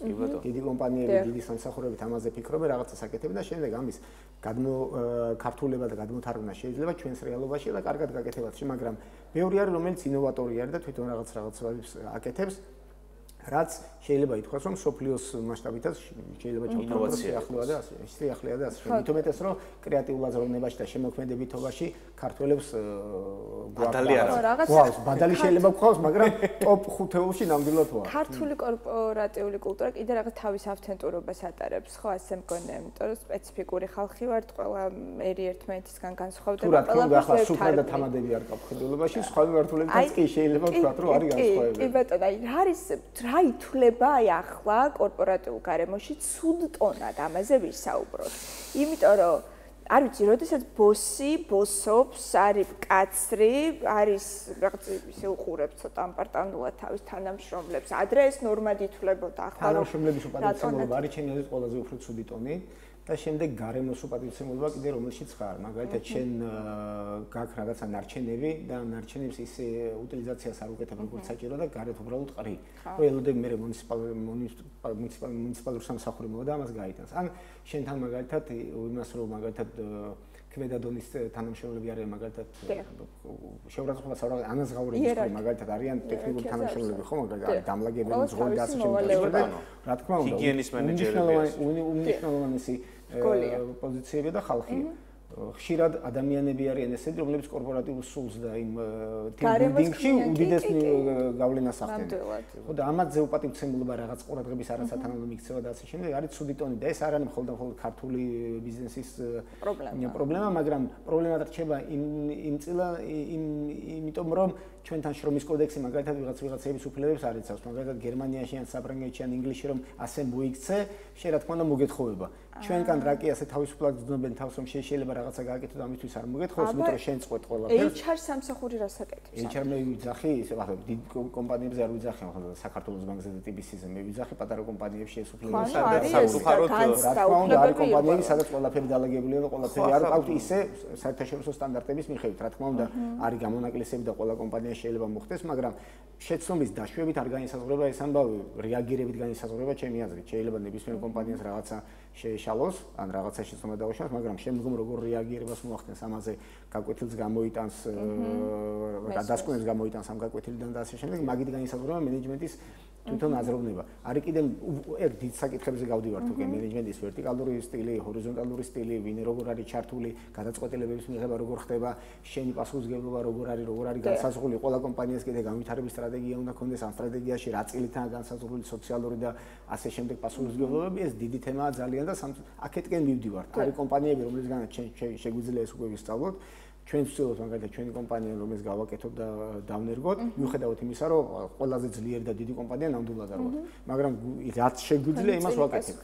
ხო რა თქმა უნდა, და დარწმუნებული ვარ, რომ დანარჩენი კომპანიებს ეს ნელ-ნელა მოვა, რომ ერთ დღეში არ აშენებულა, ეს ეთიკაც ერთ დღეში არ დამკვიდრდება, დროჭერდება. ახალ თაობაზე რა სიტყვით ძალიან მაინტერესებს. ახალ თაობა გაცილებით უფრო კარგად არის მაგ მიმართულებით, ვიდრე ძველი. პუნქტუალობას გულისხმობ, დისციპლინას გულისხმობ. არ გაპატიებენ. მე და კარგია, მე მაგათ ლექციებს ვკითხულობდი და ძალიან გამიკვირდა, როდესაც იმაში შიდაქსელი აქ იცით უნივერსიტეტსასწავლებლებს და იმ შიდაქსელში დაწერეს კომენტარი ჩემზე, რომ ძალიან კარგია და საინტერესოა, მაგრამ რამდენიმე ლექციას დააგვიანა. ხო, რაღაცა წუთი და მე ვიფიქრე, კარგი ხო, ეს პრობლემა თამაშს და კი მე ავანაზღაურე დრო რაღაცა, მაგრამ ანუ ეს არც კი ველოდი რომ მინუსად დაწერდნენ. ეს კარგია ძალიან. ძალიან კარგია. იმიტომ რომ ადამიანის ის მე იმაში ფასიანის სწავლება რო არის, მით უმეტეს უფასოშიც მას ესეთი დამოკიდებულება, მაგრამ ფასიანში რო არის ადამიანი ფულს იხდის იმ ზუსტად იმ დროში, რომელსაც მოწვეული სპეციალისტი უთმობს. შენ რო ეს დრო მოაკელი, არ მომიკლია რა თქმა უნდა, მე კი დავამატე და ასე შემდეგ, მაგრამ არ ველოდი მოულოდნელი იყო და ეს ახალი თაობის პლუსები არის. რა თქმა უნდა, არის მინუსებიც, პლუსებიც, მაგრამ ჩვენ ხო ასე შეწონილი პროცენტი რო გამოვიყვანთ და შეწონილი კოეფიციენტი, ახალი თაობა ამ მიმართულებით გაცილებით უფრო წინ არის, ვიდრე იმიტომ რომ ჩვენ დროს ეს ფაქტურად არც ისწავლებოდა, არც აუცილებლობა იყო და ქცევითი მოდელი არ არსებობდა კიდე. თუ გადავხედავდით ჩვენ ბავშვობაში რა ხდებოდა დაწესებულებებში და ასე შემდეგ, ცისფერი მთებიანი ტიან-შანი იყო ყველგან, აი ეს ქცევითი მოდელი არ იყო და დღეს ახალ თაობას ეს ქცევითი მოდელი აქვს. აი ამას მინდა კითხო, დღეს მაინც ისეთი დროა, ყოველ შემთხვევაში ყველაფერს დრო ალაგებს, თუმცა კორპორაციების მენეჯმენტში მაინც მილენიანელები არიან და აი ჯენზის თაობასთან როგორია ეს თანხმედრა? დაბალ რგოლში მაინც ჯენზელები არიან. ყველა ხდება უკვე. რა არის განსხვავება ამ თაობაში? განსხვავება არის ეს რაღაცა სიმართლე გითხრა ბიზნეს მიმართულებით უკვე განსხვავება აღარც არის, ეს არის დამოკიდებულებების მიმართულებით თუ ვიტყოდოთ და რაღაც კონკრეტულ საკითხებისადმი დამოკიდებულება, მაგრამ მაგალითად შეიძლება ძველი თაობის წარმომადგენელმა რაღაცებზე თვალი დახუჭოს. აი ზუსტად. რომ ბიზნესით კი ბატონო ეს არის გამართლებული და თანამშრომელი მაგალითად ჩემთან თუ მუშაობს მაგალითად 10 წელი და 12 წელი, ის შეიძლება იმ სამუშაოს ისე კარგად ვერ ასრულებს, მაგრამ მაინც დავტოვებ იყოს, იმიტომ რომ ლოიალურობით განსაზღვრა, რომ ეს კაცი ჩემი კომპანიისადმი და როცა მიჭირდა ჩემი გვერდით იყო და ახალმა თაობამ შეიძლება გადაწყვეტილება მიიღოს, კი ბატონო, ამას მის რა განსაზღვრებას და ყველაფერს მივცემ, ხისტი და შეიძლება ბიზნესისთვის უფრო გამართლებულია ეს. მაგრამ აქ კიდე შეიძლება საუჯეფო იყოს, რამდენად გამართლებულია, რამდენად არ არის გამართლებული და ასე შემდეგ და ასე შემდეგ. ანუ ეს განსხვავებები არის. აი ეს ქართული ხათრიანი ხასიათი და ბიზნესი მე მგონია რომ ვერ მეგობრობ. მაგრამ ისიც რაღაცა წილით საჭირო არის ჩემი აზრით და ეს ასე თუ ისე ის კორპორატიული სულის უკეთებაში შემდეგ ასე თუ ისე ფასდება. მადრიდის რეალის მაგალითს მოგიყვანთ მაგალითად რომ რაღაც მე 1-2 წელი ჩავარდნა ქონდა რაც რაული გაუშვეს. ანუ იყო ესეთი ფეხბურთელი რომელიც მთელი ისტორია გუნდთან იყო დაკავშირებული და შემდეგ ეს კაცი რო გაუშვეს, იმიტომ რომ ვეღარ თამაშობდა ისე, ხო, სისტემურად და ზუსტად განსაზღვრეს. ან შეიძლება ძალიან ცუდ მაგალითებზე რეალის გულშემატკივრობა ახლა თქვა რომ აზერზე არ ახარო, მაგრამ ჩემს განმოსახედიდან ვიძახი, შემდეგ ანუ გასახდელში სიტუაცია.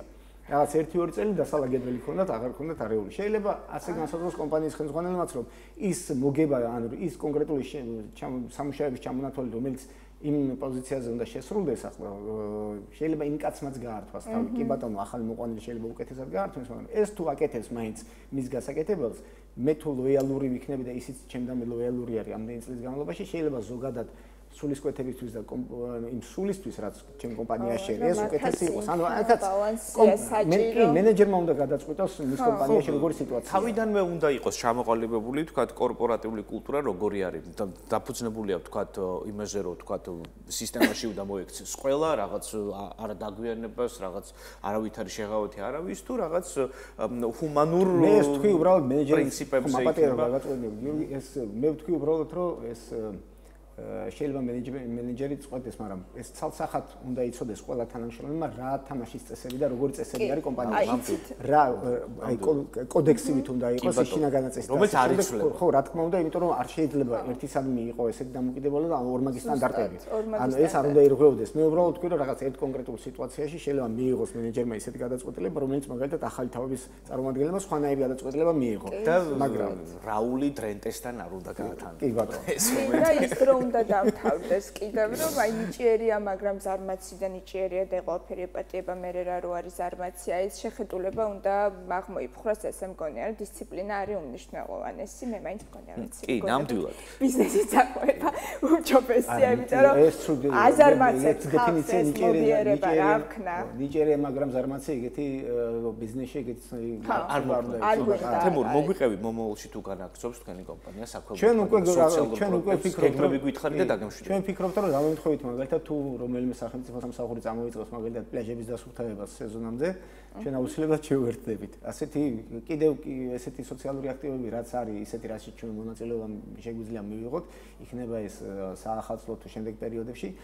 ჩვენ ამას რა თქმა უნდა გავაკეთებთ. ეს სამწუხაროდ ხშირად ემთხვევა რაღაც თარიღებს და ზოგად ტრენდებს. კომპანია როცა აკეთებს ამას. კიდევ ერთხელ ვიმეორო, იდეალურ ვარიანტში მივიღებდით იმ სიტუაციას, როდესაც ადამიანები და კომპანიები ამას აკეთებენ აბსოლუტურად ყოველგვარი იმის თარიღების გარეშე, უბრალოდ მათი მოთხოვნილებიდან გამომდინარე და ხშირად ვისურვებდი ისეთ რაღაცას, რამდენიმე ადამიანი და შეიძლება კომპანია აკეთებს, რომ ეს მიუხედავად იმისა, რომ ახალ ტელეეთერში ვზივარ და ეს ჩემი კომპანიისთვის ძალიან მაგარია.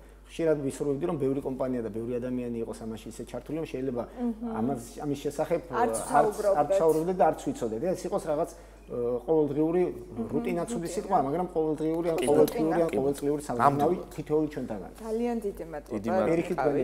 ჩვენთან ერთად ბევრისთვის ვფიქრობ, რომ მარდი ჰოლდინგის ინიციატივა იქნება გადამდები და მაგალითი. მადლობა, ვემშვიდობებით თემურ დიასა. დიდი მადლობა.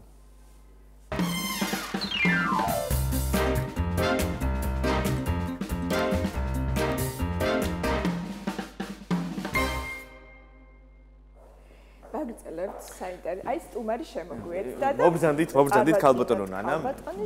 ჩვენს ტელემაყურებელს მინდა უთხრა, რომ მრავალფეროვნების სილამაზე ასე ქვია სპექტაკლს, რომელიც ორგანიზაცია თანას თავშნობით გაიმართა. ამ თემაზე გვესაუბრება ჩვენი სტუმარი ნანა საყვარელიძე, დღის ცენტრ თანას ხელმძღვანელი და დამფუძნებელი. მოგესალმებით კიდევ ერთხელ. აბა მოგვიყევით თქვენი პროექტის შესახებ. მრავალფეროვნების სილამაზე, ხო? ნამდვილად შთამბეჭდავი სახელი აქვს. მოგვიტანა ქალბატონმა ნანამ და მრავალფეროვანია პოსტერიც და შეგვიძლია ვანახოთ ჩვენს მაყურებელს. მე მგონი კონცეპტუალურად ალბათ ირეკლავს სპექტაკლის შინაარსს, ხო? გვიამბეთ ქალბატონო. ჩვენი ცენტრი მინდა მცირე გავაკეთო. ჩვენი ცენტრი ემსახურება არა მარტო შეზღუდული შესაძლებლობების მქონე პირებსა და ბავშვებს, არამედ ჩვენ გვაქვს ასევე თავშესაფარი დედოფლებისა და ბავშვებისა. და აი ჩვენ გადავწყვიტეთ, რომ ერთობლივად მათი მონაწილეობით გაგვეკეთებინა სპექტაკლი. ყველა სახელმწიფო იმით იფასდება, როგორ მდგომარეობაშია ამ სახელმწიფოში მოწყვლადი ჯგუფები, მათ შორის რასაკვირველია პირველ რიგში შეზღუდული შესაძლებლობის მქონე ბავშვები. აი ეს ბავშვებიც და დიდებიც რასაკვირველია, ყველა მათგანს სურს თავი გამოიჩინოს. სურს გამოაჩინოს ყველა ეს შესაძლებლობა, რომელიც მას გააჩნია სურთ რომ ისინი დაინახონ რა შეუძლიათ, რა ლამაზები არიან, რა კარგები, რა ნიჭიერები არიან და სპექტაკლის გამართვა გადავწყვიტეთ მუდმივი მუშაობა მიდის ჩვენთან რასაკვირველია და ყოველდღიურად მათ აქვთ რაღაც აქტივობები კულტურულ საქმეებში ერთვებიან იმის გარდა რომ ერგოთერაპიის გაკვეთილები გვაქვს სადაც ხატავენ, ზერწავენ და ასე შემდეგ მუდმივად სწავლობენ სიმღერებს, სწავლობენ ცეკვებს და თავის ხალბატონ ნანა საინტერესოა რამდენად არის გარემო მორგებული, რამდენად არის გარემო კომფორტული ამ თემაზეც ვისაუბროთ იმისთვის რომ ადამიანები ადაპტირდნენ დავიწყოთ გადაადგილებით, ხომ? აი, გადაადგილების სირთულეებზე ვისაუბროთ, რა უნდა გაკეთდეს, იქ ცნობიერებასაც შევეხოთ. გასაკვირველია. ყველაზე დიდი ყურადღების მიქცევა ამ პრობლემებისადმი დაიწყო 2000 წლის შემდეგ. მანამდე ეს პირები ჩაკეტილები იყვნენ სახლებში. ძალიან არ უნდათ მშობლებს ხშირ შემთხვევაში მათი გამოჩენა სტიგმა იყო უზარმაზარი და აი 2000 წლის შემდეგ დაიწყო უკვე მათ უფლებებზე საუბარი, მათი მდგომარეობის გაუმჯობესებაზე საუბარი და 2007 წლის ბოლოს ჩვენ გავხსენით პირველი დღის ცენტრი. ძალიან ბევრი სირთულეები აქვთ მათ ცხოვრებაში. საერთოდ ცხოვრება რთულია, მაგრამ ამათთვის განსაკუთრებად რთული იყო საზღვარგარეთ ერთი ასეთ პრეცედენტი, რომ მერები ჩასვეს ეტლში და გავიშვეს ქალაქში და ძალიან საინტერესო პროექტი იყო. ძალიან საჭირო პროექტი. საჭირო მივხვდნენ თუ რამდენად რთულია. სად მოხდა ეს ამბავი? ეს მოხდა შვედეთში. და ამის შემდეგ გაცილებით მეტი პროექტები დაიწყეს ამ პირების ხელშესაწყობად. საშინელ მდგომარეობაში ინფრასტრუქტურა რასაკვირველია, მიუხედავად იმისა, რომ გამოვიდა ძალიან ბევრი დადგენილება, ძალიან ბევრი კანონი, რომ ყველა ახლად მშენებარე ობიექტმა გაითვალისწინოს, რომ იქ უნდა იყოს ხელმისაწვდომი გარემო. ყველა ქუჩა ისე უნდა იყოს მოწყობილი, რომ გადაადგილდნენ ეს ბავშვები თუ მოზრდილები თავისუფლად, ეს რასაკვირველია ძალიან რეალობაში არ სრულდება. რეალობაში არ სრულდება. თქვა ვინ არის თქვა ამის პასუხისმგებელი? მიუხედავად იმისა, რომ ამის შესახებ ყოველთვის არის საუბარი, ყველა დონეზე ამის შესახებ საუბარი, კანონები მიღებულია, ეს მაინც არ სრულდება და უმრავლეს შემთხვევაში თქვენ დავდივართ ჩვენ ქალაქში, ხედავთ ტროტუარები მოუწესრიგებელი, ტროტუარებს შორის გადასასვლელებზე არსად არ არის თითქმის პანდუსები, რომ ისინი ის მარტო შესაძლებლობის მქონე პირებისათვის კი არა, როდესაც დედა მოძრაობს ეტლით მაგალითად, მისთვისაც ძალიან ძიმია ეს გადასვლები მაგალითად ისეთი სასაცილო მდგომარეობა ბევრ ადგილზე, როდესაც მიდიხარ და დახაზულია და ამ დროს იქ ჯებირი ხდება, რომ თურმე ეს ჯებირია. ან მანქანას აქვს შახერგილი, ხო? მანქანის შახერგვა ეს მეორე უკიდურესობა, როდესაც ტროტუარების უმრავლესობა დაკავებული აქვს მანქანებს და ჯანმრთელი ადამიანიც ვერ გადაადგილდება არათუ. თუ მიგიმართავთ მაგალითად მერიისთვის, შესაბამისი სამსახურებისთვის, რომ აი ამ ქუჩაზე არის ეს პრობლემა, არ არის პანდუსი თქვა და რა პასუხი მიგიღია. ხშირ შემთხვევაში გამოსწორებულა ეს მდგომარეობა, მაგრამ ახალი უბნები ემატება თქვენ იცით ბათუმს და იქ კიდევ უფრო და უფრო მძიმე მდგომარეობა. რაც შეეხება კერძო სექტორს ბოდიშიანი, თქვა თუ ითვალისწინებს კერძო სექტორი სოციალურ შეზღუდული შესაძლებლობის მქონე ადამიანების ინტერესებს, თქვა ინფრასტრუქტურის კუთხით, ან თუნდაც სოციალური სივრცეების მოწყობის კუთხით. უკვე თითქმის ყველას დავალებული აქვს მკაცრად, რომ ჰქონდეს პანდუსი, ჰქონდეს ლიფტი და ხშირ შემთხვევაში ასრულებენ, იმიტომ რომ კონკურენციაში ვეღარ შევლენ უკვე სხვებთან, არა დავუშვათ რაღაცის სიყვარულით, არამედ კონკურენციის გამო თუ მაღალ დონეზე არ იქნება გათვალისწინებული. თან ეს რაღაცა განსაკუთრებულ მოვლენად გონიათ, რომ აი პანდუსი თუ გააკეთეს შენობაში, დედა ეს რა განსაკუთრებული რამე გააკეთეს, როცა ეს არის ნორმა და ეს არის აუცილებლობა. ცნობიერებაზეც გვაქვს სამუშაო ზოგადად მოქალაქეებში. ზოგადად ცნობიერება ძალიან დაბალ დონეზეა, არა მარტო მშობლებშიც კი. იმიტომ რომ როდესაც მშობლებს რო გქონდეს მოქალაქეობრივი ვალი გასცნობიერებაზე განებული, ასე რომ ვთქვათ, ისინი უფრო მეტად იბრძოლებდნენ და შვილების კონფერენციაზე. აი მაგალითად მათ ეკუთვნით, რომ როდესაც ყავს დაუშვათ ეტლიანი ბავშვი ან რაღაც მოითხოვონ პირველ სართულზე ცხოვრება ან მეორე სართულზე, სადაც უფლება აქვს ამისი და სადაც პირდაპირ დაუშვათ პანდუსი უნდა იყოს და პირდაპირ შეეძლებათ გამოსვლა ქუჩაში. ძალიან ბევრი პროგრამებია სხვათა შორის, მათ შორის ბათუმის მერიაში, რომელიც დახმარებას უწევს ასეთ პირებს, მაგრამ ბევრ შემთხვევაში არ იციან მშობლებმა ამის შესახებ. ძალიან კარგი პროგრამა შემოვიდა პერსონალური ასისტენტის, როდესაც შეუძლია მშობელს მიმართოს მერიას და მას უნიშნავენ პერსონალურ ასისტენტს, რომელიც გარკვეულ საათებში მუშაობს ამ ბავშვებთან, შეუძლია მისი გასეირნება, მიყვანა სხვადასხვა ღონისძიებაზე, იმ აქტივობების ჩატარება, რაც მშობელს დაუშვათ არ შეუძლია. ეს პერსონალური ასისტენტი ეს უფასო სახელმწიფო დახმარების და ბევრი არსებობს ანუ გარკვეული ხელშეწყობა და უბრალოდ ამის შესახებ არ იციან მშობლები. ხშირ შემთხვევაში არ იციან. აი თანაშჩართულობა მიმართულებით მოდით ვისაუბროთ თქვენი როგორც ორგანიზაციის მშობლებთან და ჩვენთან დღეისათვის 60 ბენეფიციარია.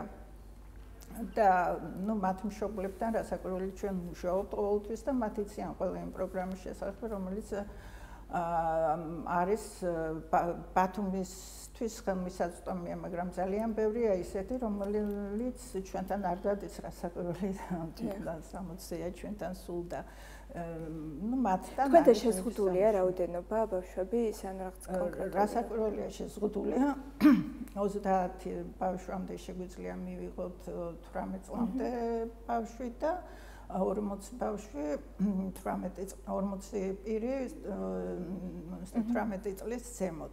ჩვენ უბრალოდ ფიზიკურადაც აღარ გვაქვს მეტი საშუალება, იმიტომ რომ ახლა 60 პირის მოძრაობა შენობა კი დიდია, მაგრამ მაინც და ისედაც მიზანშეწონილი არ არის ძალიან დიდი ასეთი ორგანიზაციების არსებობა. გეგმებზე მოგვახსენეთ ფონდ თანას საინტერესოა. ჩვენთან ყველა ბავშვზე არის ინდივიდუალური გეგმა, სადაც არის გაწერილი მისი ძლიერი მხარე, მისი სუსტი მხარე, რაზე უნდა ვიმუშაოთ, რა უნდა გავაძლიეროთ, რა უნდა მოხდეს, რომ ამ ბავშვის ჩართვა მაქსიმალურად მოხდეს საზოგადოებაში, მოხდეს მისი ინტეგრაცია. იმის მიხედვით თუ რა უნარი აქვს ბავშვს, ჩვენ ვანაწილებთ მას სხვადასხვა პედაგოგთან, რომელიც ახორციელებს მასთან მუშაობას.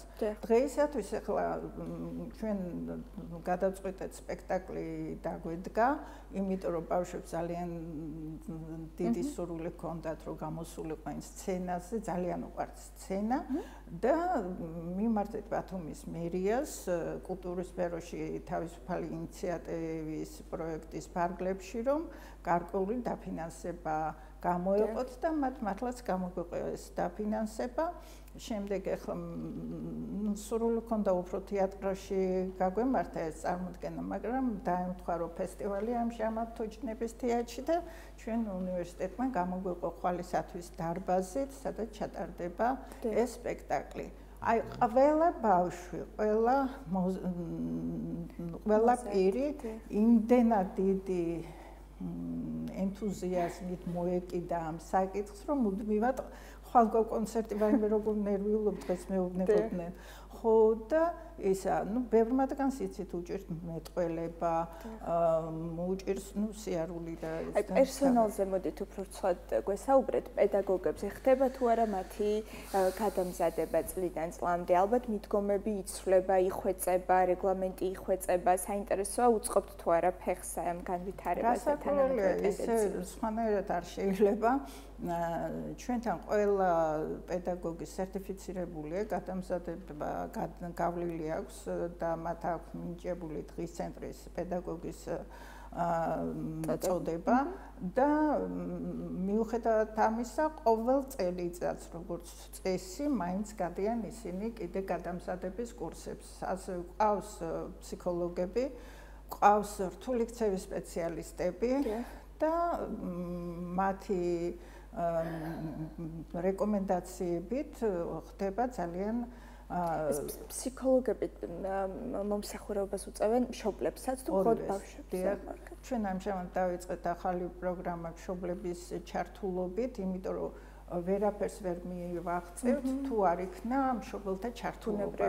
იმიტომ რომ ის, რასაც ჩვენ ვასწავლით, შემდეგ უნდა გამტკიცდეს ოჯახში, რომ ის დავიწყებული არ იქნეს და მშობლებთან მიმდინარეობს კვირაში ერთჯერ შეხვედრა და მათთან გარკვეული მუშაობის ჩატარება, თუ როგორ უნდა მოიქცეთ და პლუს ფსიქოლოგი მუშაობს მათთან, რომ უფრო უკეთ გაერკვეს თავის მდგომარეობაში და უფრო ბავშვებთან აი თქვენი დაკვირვებით აი ამ კრებებზე რას ხედავთ თვალსაჩინოდ? თითქოს ეს გარკვეული სტიგმები მოირყა თუ ჯერ კიდევ არის სამუშაო საინტერესოა? სტიგმები ძალიან მოირყა, ასე რომ ვთქვათ.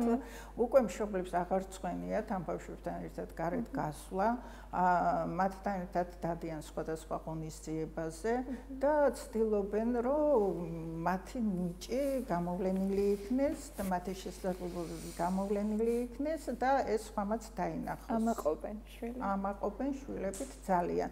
ჩვენ ამას წინათაც გქონდა ძალიან კარგი კონცერტი და იმდენად აღფრთოვანებული იყვნენ მშობლები, რომ აი ბავშვები ესე გამოვიდნენ და ესეთი კონცერტი ჩაატარეს, რომ რა ვიცი, ძალიან ქალბატონო, თქვენ დაფინანსება ახსენეთ. საინტერესოა ძირითადი წყარო თქვენი დაფინანსების, ესე დონორი ორგანიზაციების, სახელმწიფო თუ თქვენი პირადი ენთუზიაზმი და ხერხებით ჩვენი ენთუზიაზმით ბევრ რამეს ვაკეთებთ, მაგრამ რასაკვირველია ვერ შევძლებდით ამ ცენტრის შენახოს, ვინაიდან ეს არის 4 სართულიანი დიდი შენობა, რომელიც აჭარის მთავრობამ 2013 წელს გადმოგცა. საკმაოდ მძიმე მდგომარეობაში, იმ პირობით, რომ გავაკეთებდით ამ შენობის რეაბილიტაციას და შემდეგ აქ ჩატარდებოდა სოციალური პროექტები, განხორციელდებოდა. ამჟამად მართლა ძალიან კარგ მდგომარეობაშია შენობა, გვაქვს სხვადასხვა კაბინეტები, მათ შორის შაშანგაკეთ და ერთადერთი აჭარაში სენსორული ოთახი, სადაც ბავშვებთან მიდის ამ მიმართულებით მუშაობა და პირველ ორ სართულზე არის განთავსებული დღის ცენტრები, ანუ შეზღუდული შესაძლებლობის მქონე ბავშვებისათვის და მოზრდილეებისათვის. და ამას სჭირდება ძალიან დიდი თანხები, ამას სჭირდება ყოველდღიური ტრანსპორტირება შედის ჩვენ მომსახურებაში ორჯერადი კვება და მასალების რეაბილიტაციო კურსი თუ შედის საინტერესოა. სამკურნალობას თუ გადიან თქვენთან. ანუ დღის ცენტრის დაფინანსება 18 წლამდე ბავშვების ამას აფინანსებს საქართველოს ჯანმრთელობის სამინისტროს სოციალური მომსახურების სააგენტო. 18 წლის ზემოთ დაფინანსება თავის თავზე აიღო მერიამ, ბათუმის მერიამ. რეაბილიტაციის კურსების დაფინანსება ხდება აჭარის ჯანდაცვის სამინისტროს მიერ. და ეს ყველაფერი ერთად გვაძლევს იმის საშუალებას, რომ ამ ბავშვების მდგომარეობა გავაუმჯობესოთ და ისინი უფრო ბედნიერები გავხადოთ. კიდევ ერთხელ დავაანონსოთ, მოდით სპექტაკლი და სპექტაკლის შინაარსად ცოტა მოგვიყევით. სპექტაკლი შეეხება ძირითადად არის ღაპრის გმირები, რომლებიც ერთმანეთს ხვდებიან, ერთმანეთს ეხმარებიან და სხვადასხვა ამ გმირების ერთობლიობა ქმნის მრავალფეროვნებას და გვასწავლის იმას, რომ ყველამ უნდა ვიმეგობროთ, ყველამ ერთმანეთს მხარში უნდა ამოუდგეთ და ყველაფერი კარგად იქნება. მაშინ როგორც გითხარით, მონაწილეობენ როგორც დღის ცენტრის ბენეფიციარები, ასევე თავშესაფრის ბავშვები, რომლებიც მართლა ძალიან ბედნიერები არიან, გვაქვს არაჩვეულებრივი ფორმები, რომელიც მოვიპოვეთ, ასე რომ ვთქვათ, და კარგი მუსიკალური გაფორმება, მოხდა სიმღერების ჩაწერა, ვინაიდან თავისთავად მთლიან სიმღერას ისინი ისე ვერ შეასრულებენ, ჩაწერილი არ იქნება და ველოდებით ხვანდელ დღეს. დიდი მადლობა. ესე იგი, დრო ვთქვათ, ზუსტი კიდევ ერთხელ დავაანონსოთ. ხვალ 18 ნოემბერს დღის 15 საათზე უნივერსიტეტის სააქტო დარბაზში ჩატარდება ჩვენი სპექტაკლი. გელოდებით ყველას. გელოდებით ყველას. დიდი მადლობა. დაგიბრუნდით. განვაგრძობთ გადაცემას ფონდი ალქანისა და იაშვილის დედათა და ბავშვთა ცენტრის ერთობლივი კოლაბორაცია მუნის წინააღმდეგ. ამ ორგანიზაციებმა გადაწყვიტეს ოცნების ქალაქში ცნობიერების ამაღლების კუთხით აქცია ჩაეტარებინათ, რომელიც მიზნად ისახავს მუნის პრევენციას. თემაზე ვრცლად ისაუბრებენ ჩვენი სტუმრები, ესენი გახლავთ ნაირა ფარტენაძე, იაშვილის სახელობის კლინიკის პედიატრი და თიკო აბაშიძე, ფონდი ალქანის დამფუძნებელი. მობრძანდით ქალბატონებო, ბოლო პერიოდში მუნმა შემოგვიტია, არაერთი შემთხვევა დაფიქსირდა, მისასალმებელია თქვენი ძალისხმევა მოწყვლადი ჯგუფების მიმართ. მოგვიყევით ამ პროექტის შესახებ, მოდით თქვენგან დავიწყოთ. მოგესალმებით თქვენს მაყურებელს, მადლობა მოწვევისთვის. მუნი არის კანის ინფექციური პარაზიტული დაავადება და საკმაოდ კონტაგიოზურია, ანუ ძალიან დიდი გადამდებლობით ხასიათდება. თუმცა გეტყვით, რომ მუნი ძალიან ძველი ინფექციური პარაზიტული დაავადება, ჯერ კიდევ არისტოტელემ აღწერა თავის ნაშრომებში, სადღაც პატარა არსებები, ცოცხალი არსებები, რომელიც კანს ბურღავენ და იწვევენ ქავილს. დიახ, იწვევს მუნის ტკიპა, რომელიც არის მართლა ძალიან პატარა ზომის, დაახლოებით 0.2 მილიმეტრია. ხილვადია თუ არა? არა, თვალით უხილავი ტკიპა, არა, 8 ფეხი აქვს, თვალით უხილავია, ჩანს მხოლოდ მიკროსკოპით და კანში ეპიდერმისის შრეში აკეთებს ტუნელს, ხრელს, შეძრობა და დებს კვერცხს, რომელიც რამოდენიმე 12-14 დღის განმავლობაში გამოიჩეკება ბარტყი, საიდანაც ინკუბაციური პერიოდი გადადის უკვე სიმპტომებში და აი ამ თემას ვკითხოთ ინკუბაციის პერიოდზე. რამდენ ხნიანია ინკუბაციის პერიოდი და შეიძლება თუ არა სიმპტომების გამოვლინებამდე ადამიანი იყოს გადამდები? ინკუბაციის პერიოდი დაახლოებით 14-16 დღეა. ნახეთ, სიმპტომები ამ პერიოდში, ინკუბაციის პერიოდში არ არის ეს ქავილი, რაც ძალიან შემაწუხებელია. როგორც კი ინკუბაციური პერიოდი გაივლის, ჩნდება სიმპტომები შემაწუხებელი ქავილი. და ქავილი განსაკუთრებით ძლიერდება ღამით, ეს ტკიპა აქტიურდება ღამით, სიბნელეში, სითბოში და ამიტომ არის რომ ერთ-ერთი პათოგნომური ნიშანი მუნის დაავადების, ანუ ექიმები ბღერს ვეძახით, ICD კოდი გვაქვს ბღერი. დიახ, ICD კოდი გვაქვს ბღერი, ღამით აქტიურდებიან და ღამით იწყებენ გამოსვლას და ესე აქტიურ და შემაწუხებელ ქავილს არ ვიგრძნობთ, მანამ გადამდები არ არის ესე კი დაავადება, ხო? ეს მაინტერესებს იმიტომ რომ სიმპტომების აღმოჩენის შემთხვევაში იზოლირდები და რა დაიცავ ოჯახის აი, ამიტომ არის ეს სწრაფად გადამდები და კონტაგიოზური დაავადება ერთ-ერთი ძალიან გავრცელებული. ინკუბაციური პერიოდი შივე არის გადამდები, თუმცა როგორც კი სიმპტომები გამოჩნდება და მკურნალობას ვიწყებთ, გადამდებლობა რა თქმა უნდა. როგორ ვებრძვით საინტერესოა ეგრეთ წოდებულ ბღერს, თქვა. ჩვენ საუბრობთ, რომ ძალიან მარტივად გადამდები დაავადება, ხო, შესაძლოა ნებისმიერ სიტუაციაში დაემართოს ადამიანს, თქვა. რა წესების დაცვა საჭირო იმისათვის, რომ თავი ავარიდოთ ამ ვერაკ დაავადებას? ჯერ მოგახსენებთ როგორ ხდება გადადება ამ ინფექციის. დიახ, ვისაუბროთ. დიახ, ეს არის კანი-კანთან კონტაქტი ან ფიზიკური შეხებისას ორი გზა არის გადამდებლობის, ეს არის პირდაპირი და არაპირდაპირი გზა. პირდაპირი გზა, როდესაც ხდება უშუალო შეხება დასნებოვნებულ ადამიანთან, სქესობრივი გზითაც არის გადამდებლობა საკმაოდ მაღალი და არაპირდაპირი გზა არის, ეს არის ტანსაცმელი, საჯარო სივრცე, სახელური, თქო, ავტობუსი. ნახეთ, გეტყვით, ნახეთ რა ხდება დასნებოვნებული, ანუ ეგრეთ წოდებული მუნიანი ადამიანი მატარებელია დაახლოებით 10-15 ტკიპას, მეტი არა, ერთი ტკიპადებს 3-4 კვერცხს. ასე რომ აქედან გამომდინარე სატრანსპორტო საშუალებების სახელურები არ არის გადამდები საშიში და ხელის დაბანა ის მნიშვნელოვანია. აუცილებელია, ჰიგიენური წესების დაცვა არის აუცილებელი. ნუ რა თქმა უნდა, პირველ რიგში უნდა მოხდეს ეს არ უნდა იყოს ტაბუდადებული თემა რა.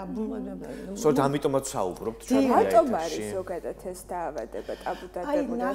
ეს ღერი სიტყვა ვახსენეთ და რაღაცა ზეცართავივით ჟღერს კიდეც, ხო? და აი რატომ, როდის მოხდა ეს და რატომ? იცით, ეს ასოცირებული იყო, ნახეთ, სიღარიბესთან, ასოციალურ ფენებთან და თუმცა ეს ასე არ არის, ნამდვილად არ არის ნებისმიერ ადამიანს, ნებისმიერ ასაკში, ნებისმიერ სქესში შეიძლება რომ დაიმართოს ბღერი. უბრალოდ დროზე უნდა და უბრალოდ ერთადერთი რომ აუცილებლად დროზე უნდა მივმართოთ ექიმს. ეს არ უნდა იყოს ოჯახის წევრებიც, დიახ, იმდენად რამდენადაც მე ვარ გადაუდებელი მედიცინის ექიმით, შეიძლება რომ იქ მოვიდეს და ეს რა თქმა უნდა ძალიან იშვიათი შემთხვევებია, მაგრამ ასეთი შემთხვევებიც არის, რომ სულ სხვა კლინიკით მოვიდეს, სულ სხვა სიმპტომით მოვიდეს და აღმოაჩნდა, იცით რა, რომ ძალიან ისე კორექტულად ვცდილობთ რომ ვუთხრათ, რომ იცით რა, და ვამისამართებთ რა თქმა უნდა დერმატოლოგთან, ეს დერმატოლოგის კომპეტენცია. არის თუ არა გამომწვევი ასევე, როგორც მსმენი აქ თქვენთან გადავაწმო, ჰიგიენური ნორმების არ დაცვა. არის თუ არა განმაპირობებელი ამ დაავადების გავრცელების?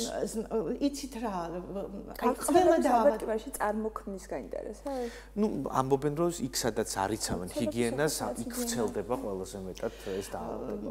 ნახეთ, აი ყველა დაავადება პრინციპში ყველა დაავადებასთან პრინციპში მივდივართ, რომ პირადი ჰიგიენის ნორმები უნდა დავიცვათ, რომ ეს ეხება ვირუსსაც, ეს ეხება ბაქტერიასაც, ეს ეხება პარაზიტებსაც, რა თქმა უნდა, ჰიგიენური ნორმის წესების დაცვა არის. კი ბატონო, თიკოსაც ვკითხოთ აუცილებლად, ესეთი კოლაბორაცია შედგა თქვენს შორის, ოცნების ქალაქს უნდა ესტუმროთ, მოგვიყევით ცალად თიკო, იდეა მთავარი კონცეფციაა თქვენი აქტივობის, თქვენი ინიციატივის. მნიშვნელოვანი არის ის, რომ იაშულის კლინიკა ძალიან ისე ღიად და სიხარულით წამოვიდა ჩვენს აქციაზე.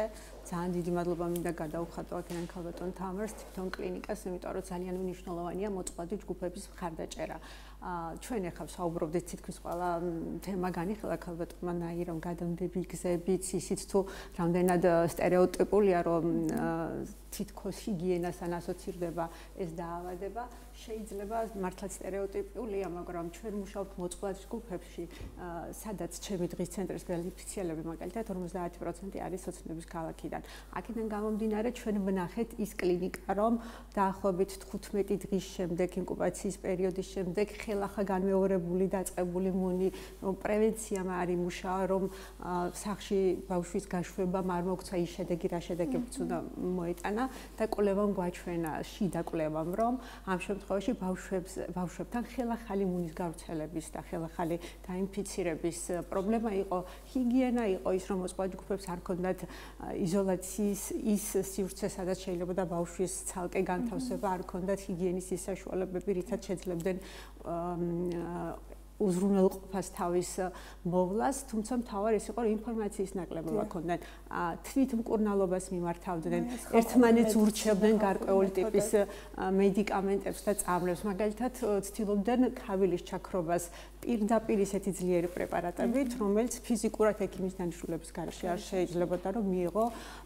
განსაკუთრებით პატარა ბავშვებს და როცა უფასო კონსულტაციაზე ვსაუბრობთ, ჩვენ ვსაუბრობთ უფასო ადამიანს საშუალება მივიდეს დერმატოლოგთან, გადაიხადოს. რადგან ძირითადი გავრცელების მოსახლეობის არეალი ახლა მაქვს მაგ ტერიტორიაზე, ვფიქრობ, რომ ძალიან მნიშვნელოვანია ზუსტად ეს აქცია იმისთვის, რომ ამ ადამიანებს მივაწოდოთ სწორად ინფორმაცია, როგორ შეიძლება თავიდან აიცილონ და შემდგომ უკვე როგორ მოახდინონ პრევენცია და ოჯახის წევრებზე გადადება, იმიტომ რომ საერთოდ ტანსაცმელი, ანუ ჩემ ბენეფიციარებში იცით, ახლა მე ვმუშაობ ერთად ქუჩაში ცხოვრობ და მომუშავე ბავშვებს, ხშირია ტანსაცმლის თხოვების ფაქტები ერთმანეთის ტანის ამოსცვლიან, რაც პირველად იწყაროა და მე თანხმება ქალბატონაირა ტანსაცმლის ერთმანეთს მიწოდება, რამდენად უწყობს ხელს გავრცელებას. ამიტომ ეს მნიშვნელოვანი მესიჯები მინდა მივიტანო მშობლებთან, რომ უზრუნველყონ ამ ბავშვების დაცვა და ალერგიისგან როგორ განვასხვავოთ, ესეც ნიშანდობლივია, როგორ მიხვდეთ, რომ ეს არ არის რიგითი რაღაცა ალერგია. კარგი შეკითხვა. ალერგიისგან განსხვავებით, აი ნახეთ, ღამით აწუხებს შემაწუხებელი ქავილი. შეიძლება ალერგიის შემთხვევაში მთელი დღის განმავლობაში კონდეს ქავილი. ან რაღაცას დაუკავშიროთ. ეს ამას ვერაფერს ვერ ვუკავშირებთ და შეიძლება დღის განმავლობაში ქავილი საერთოდ არ კონდეს. გამონაყარი კონდეს, მაგრამ ქავილი და ეს ქავილის შემთხვევაში ესე ვთქვათ, რომ ცოტა შეზღუდული ვართ, ქავილის შემთხვევაში სიფრთხილის გამოჩენას მნიშვნელოვანია, ალბათ, იმიტომ შეიძლება გარკვეული ინფექცია შევიტანოთ, ხო? კანში. ვითარდება მეორადი ინფექციები, კანის ინფექციები და სხვათა შორის გოგირდის მალომოსღებულობდნენ ადრე. ხო და გოგირდის მალომო იმდენად კანს აშრობდა და წვავდა, რომ მუნისგან განთავისუფლდებოდი და კონტაქტური დერმატიტისგან საკმაოდ დრო გჭირდებოდა, რომ განკურნებულიყო. ამ ტიპას შეუძლია თუ არა ალერგიის გამოწვევა საინტერესოა, თქვა ალერგიულ ადამიანებში, თქვა გარდა იმისა, რომ თქვა ღერის საშიშროება არსებობს, რომელსაც თქვა გარკვეული მკურნალობის შედეგად ადამიანი მოიჩენს, თქვა სხვა რეაქციების გამოწვევა. აი კონკრეტულ ტიპას არა. კონკრეტულ ტიპას არა და ეს ქავილიც ნახეთ რა, ორგანიზმის იმუნიტეტის არა, ამ ტიპას, მუნის ტიპას ახასიათებს ზოგადად იწვევს ბღერს. ბღერს, კი ბატონო. კი ბატონო, ძალიან დიდი მადლობა, რომ იყავით ჩვენთან ერთად. ამაზე ბევრ საუბრობენ ამ თემაზე ბოლო დროს და ის კი არ გვახარებს ახლა რომ ბოლო დროს კერა წარმოიშვა. გვახარებს ის რომ ამაზე ცნობიერება უფრო და უფრო მაღლდება და ბღერი არ არის არც განაჩენია და არც აბუდადებელი თემა. ადამიანები ვართ და არავინ ვართ დაზღვეული, გაუფრთხილდეთ ერთმანეთს, ვიგრძნოთ პასუხისმგებლობა, დავიცვათ ჰიგიენა და ძალიან დიდი მადლობა ჩვენ სტუმრებს იმისთვის, რომ ცნობიერებას ამაღლებენ საზოგადოებაში. მადლობა რომ იყავით ჩვენთან ერთად. დიდი მადლობა და ნაირა ფარდენაძეს მასპინძლა.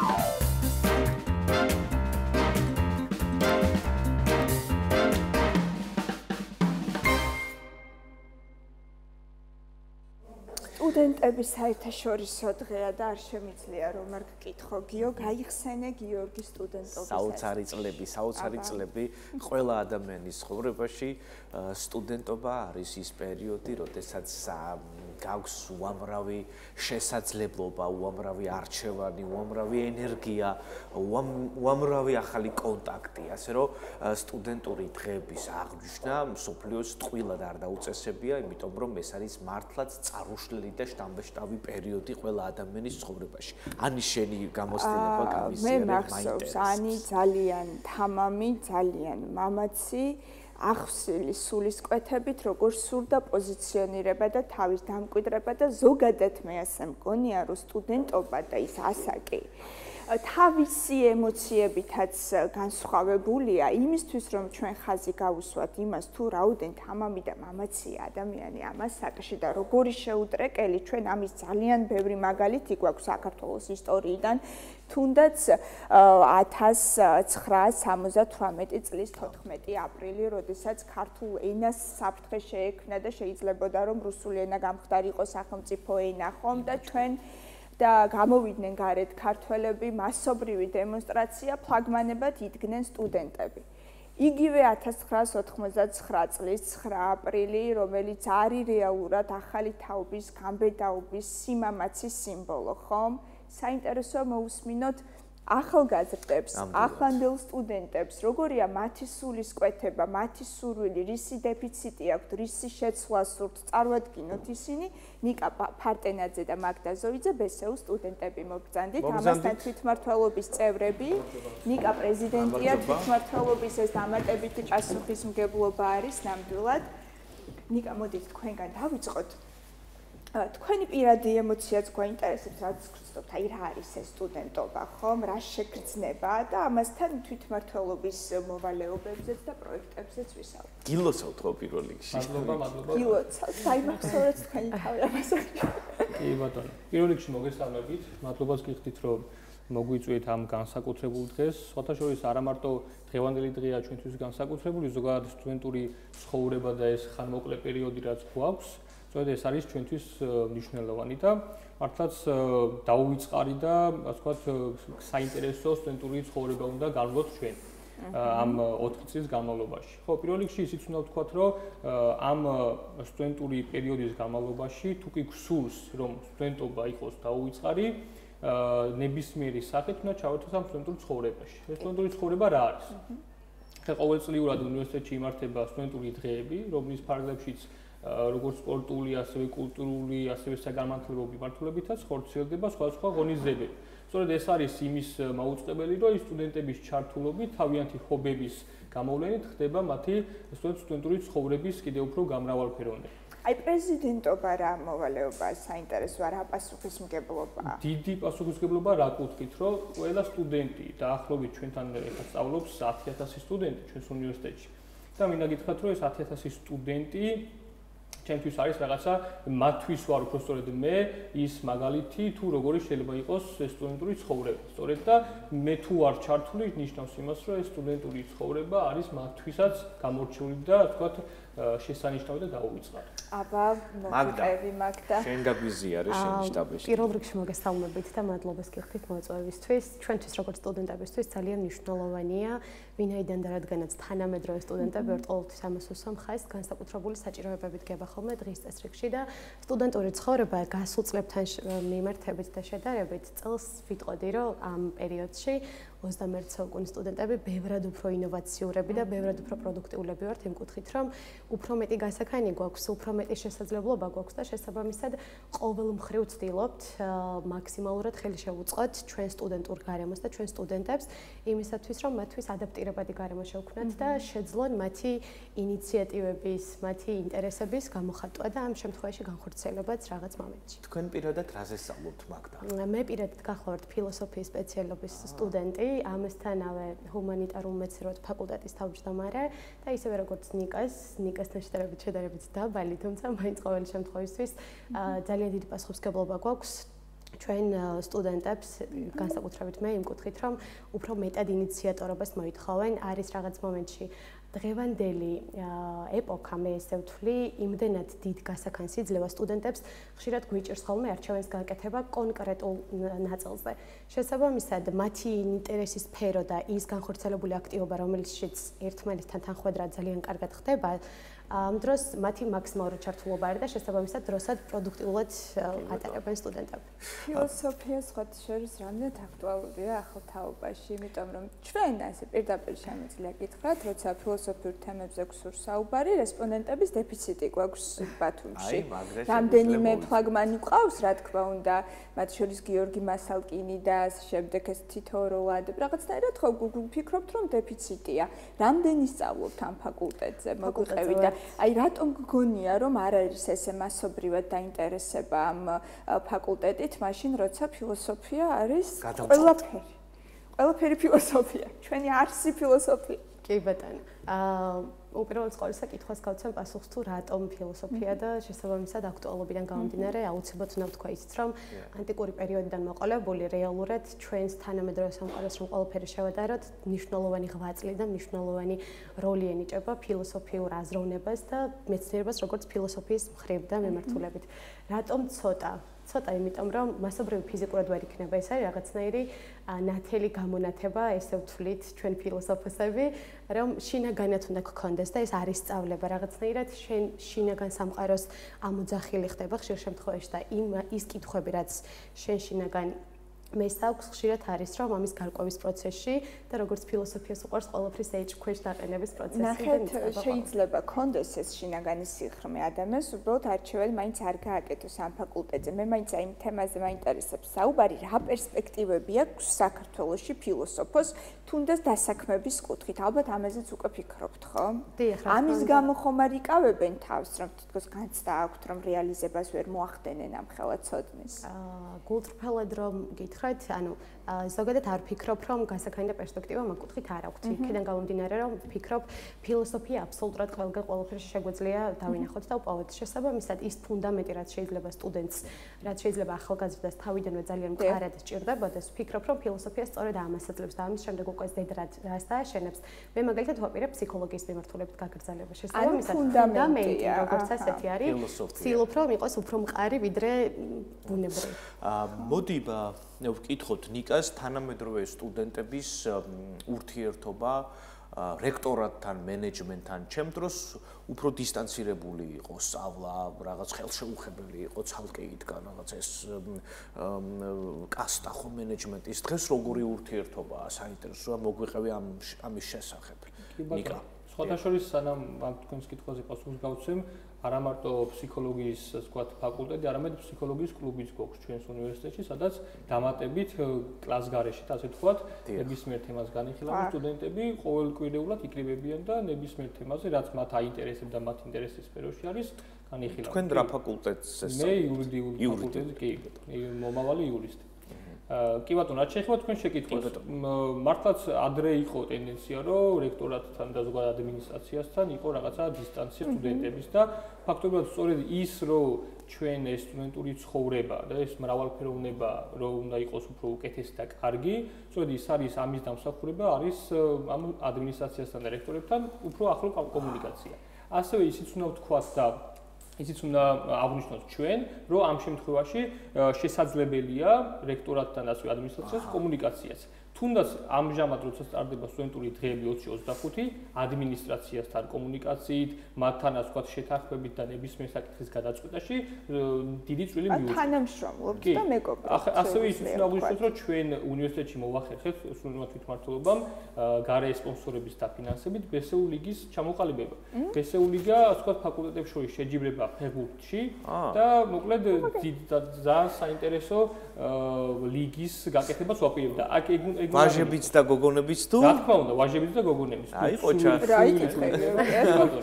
და ასევე ისიც უნდა აღინიშნოს, რომ აი ამ ბესეულ ლიგის გაკეთებაში სწორედ ადმინისტრაციამ შეგვიწყო ხელი. იქნება ეს ფინანსური დახმარება, იქნება ეს მატერიალური დახმარება თუ სხვა სახის დახმარება. თქვენს ინტერესებს აბსოლუტურად იზრდება. ვინ გაითვალისწინეთ პროფესიის შერჩევისას ორივე მკითხარით?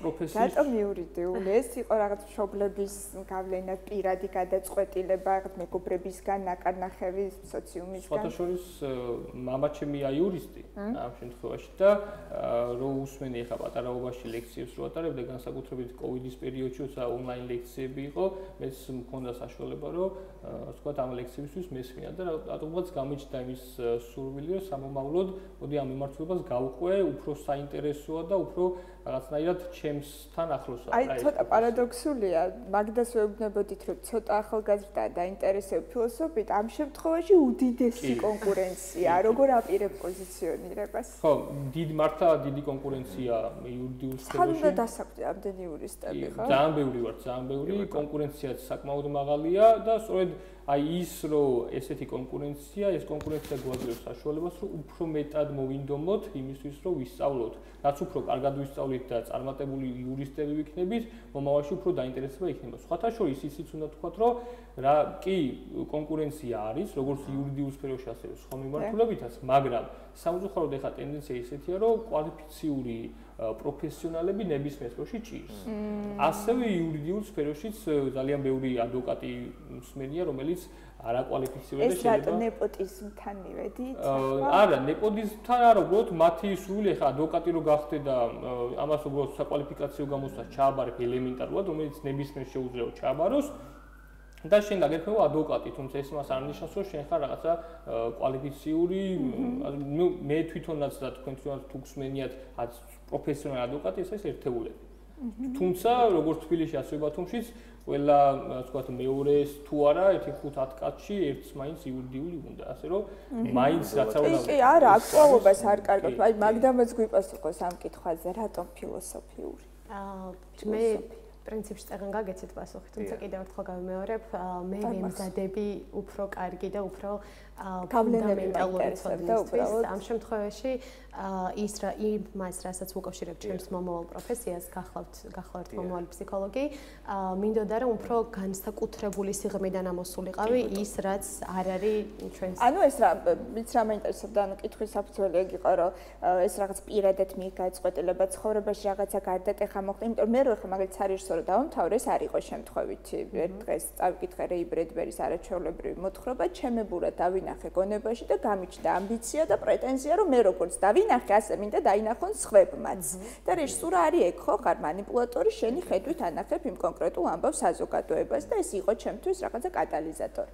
თქვენთვის რა იყო ჩემთვის რა თქმა უნდა პირადი გადაწყვეტილებით არავის არ მიუღია ამ ჩემს გადაწყვეტილებაში როლი მნიშვნელოვანი იყო ის როგორც უკვე ვთქვი რომ ყოფილიყავი განსხვავებული და ბევრად უფრო კარგად და მკაფიოდ გამომეკვეთა ის პრობლემები და იმ პრობლემების შინაგანი არსი რაც შეიძლება სამომავლოდ როგორც ფსიქოლოგ ჩემს პირად კარიერულ აი რა პრობლემები დგას თქვენს თაობაში მივედით ამ თემაზე რაც გახდა თქვენთვის კატალიზატორი ეს სფერო აგერჩიათ რა გაწუხებთ ჯენზი ხართ მოგვიყევით აბა მოდი მომავალი ფსიქოლოგისგან დავიწყოთ პირადად მე ვიტყოდი რომ ძალიან ბევრი პრობლემისა და გამოწვევის წინაშე ვდგავართ ახალგაზრდები განსაკუთრებით ის ახალგაზრდები რომლებსაც თავდაჯერებულობის პრობლემები აქვთ და კიდევ არის იკვეთება ძალიან მნიშვნელოვანი პრობლემა იმდენად სწრაფად განვითარდა სოციალური ქსელი მიმართულებები ეს ახალი ChatGPT-ის თემები რომ ძირითადად სოციალიზაციის პროცესში ძალიან მოიკვეთლებენ და ეს კომუნიკაციის არარსებობა ხშირად ისეთ პრობლემებს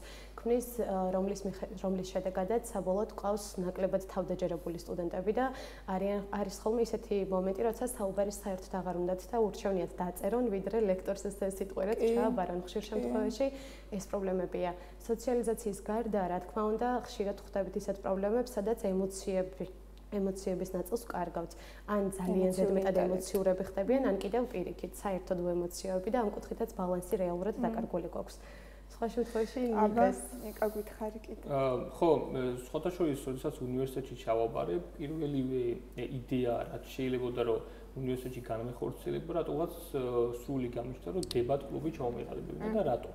აი ეს დებატები სწორედ აძლევს ადამიანის საშუალებას იმას, რომ კრიტიკული აზროვნება და სწორედ მათი აზრის და მათი არგუმენტების დემონსტრირება სწორედ საჭირო იყო და აუცილებელია იმისთვის, რომ საკუთარი აზრი ბოლომდე მიიყვანოს. აი სწორედ ეგაა პრობლემა, რომ ზოგს აი ის აზრი რაც გააჩნია, ხშირ შემთხვევაში მათი არაა და ვიღაცისგან მოსმენ, თუნდაც ლექტორისგან, თუნდაც სხვა ადამიანის მოსმენის, უბრალოდ აკოპირებისგან ნაკარნახები. ზოგადად ჩვენ დაუნებურად ვართ ამ აზრების გავლენას. და სწორედ ამიტომაც უწევთ აი ამ აზრის გამოხატვის უფლება კი აქვს, რა თქმა უნდა, მაგრამ როდესაც შედიხარ მათთან კომუნიკაციაში, უკვე მე რატომაც უკან იხევ, იმიტომ რომ აშკარად ჩანს, რომ მათი აზრი არაა და როგორც მაგდამაღნიშნა, სწორედ ეგაა მთავარი განმაპირობებელი იმისა, რომ აი ამ აქტიურობაში, ამ ყოველდღიურობაში სწორედ თვითმმართველობაც მაგას გულისხმობს, რომ აი ყველა არა მარტო თვითმმართველობის წევრები, სხვა სტუდენტებიც იყვნენ აქტიურად ჩართულები ერთმანეთთან კომუნიკაციაში, მეგობრობა და ურთიერთობა დღეს მსოფლიო სტუდენტების დღეს აღნიშნავს და სანამ დაგემშვიდობებით ორივეს კითხავთ, როგორი მსოფლიო და საქართველოს გინდათ მომავალში იხილოთ, როგორც მომავალმა თაობამ. თქვენგან დავიწყოთ. მაგდა. დიდი სიამოვნებით ვიფიქრებდი და ვიოცნებებდი იმაზე, რომ უფრო მეტად გაერთიანებული არ ყოფილიყავით და უფრო მეტად გქონოდა ჩვენი მიზანი იყოს მიმართული განათლებისკენ. იმიტომ რომ ერთადერთი ამომავალი წერტილი და ჩვენი გადამრჩენელი ვფიქრობ, რომ არის სწორედ ის განათლება, ოღონდ ფუნდამენტალური განათლება, ვინაიდან და რადგანაც თითქოს კონკურენცია არის ბაზარზე აბსოლუტურად ყველა პროფესიის მიმართ, თუმცა ის რომ იყოს შენი საქმის პროფესიონალი და ის რომ იყო ნამდვილად სწორად და ჯანსაღად განათლებული, ეს არის ძალიან მნიშვნელოვანი რამ ვფიქრობ. კი ბატონო. და ხო, ანუ ის უნდა აღნიშნოთ ბოლოს, რომ აი სტუდენტი და სტუდენტობა არ არის მხოლოდ სტატუსი. აი ეს უნდა გავითავისოთ ყველამ. რატომ? იმიტომ რომ აი სტუდენტობა სწორედ არის აი ფუნდამენტი იმისა, თუ როგორ იქნება ჩვენი ქვეყანა მომავალში. კი ბატონო. სწორედ ამიტომაც აი სტუდენტობა სტატუსთან, გამოცდის ჩაბარებასთან და სხვა ხო დიპლომის აღებასთან არ უნდა დავიწყეთ. ხო, აი ეგ ამთავარ, ხოთაშორის ამ კვირას უშუალოდ გამოცდები გვაქვს ახლა უნივერსიტეტში, წარმატებებს უსურვებ ყველა სტუდენტს. თქვენც ასევე წარმატებები. ხო, აი სწორედ ეგ არის, რომ სტუდენტობა იწყება იქიდან, რომ აი ჩვენი ერთი აგურის დადებით და ჩვენი პროფესიისადმი სიყვარულით შევძლებთ იმას, რომ მომავალში ისეთი ქვეყანა ავაშენოთ, როგორც ჩვენ გვინდა. ესა და ეს. დიდი მადლობა, რომ იყავით ჩვენთან ერთად. გიხარია ასეთი თაობა იზრდება. წარმატებებს ვუსურვებთ, დრო დავიშტობთ ჩვენს მაყურებელსაც დროებით. მაგდა ზოიძე და ნიკა ფარტენაძე გახსნენ ჩვენი სტუმრები. კი ბატონო. მადლობა. მადლობა.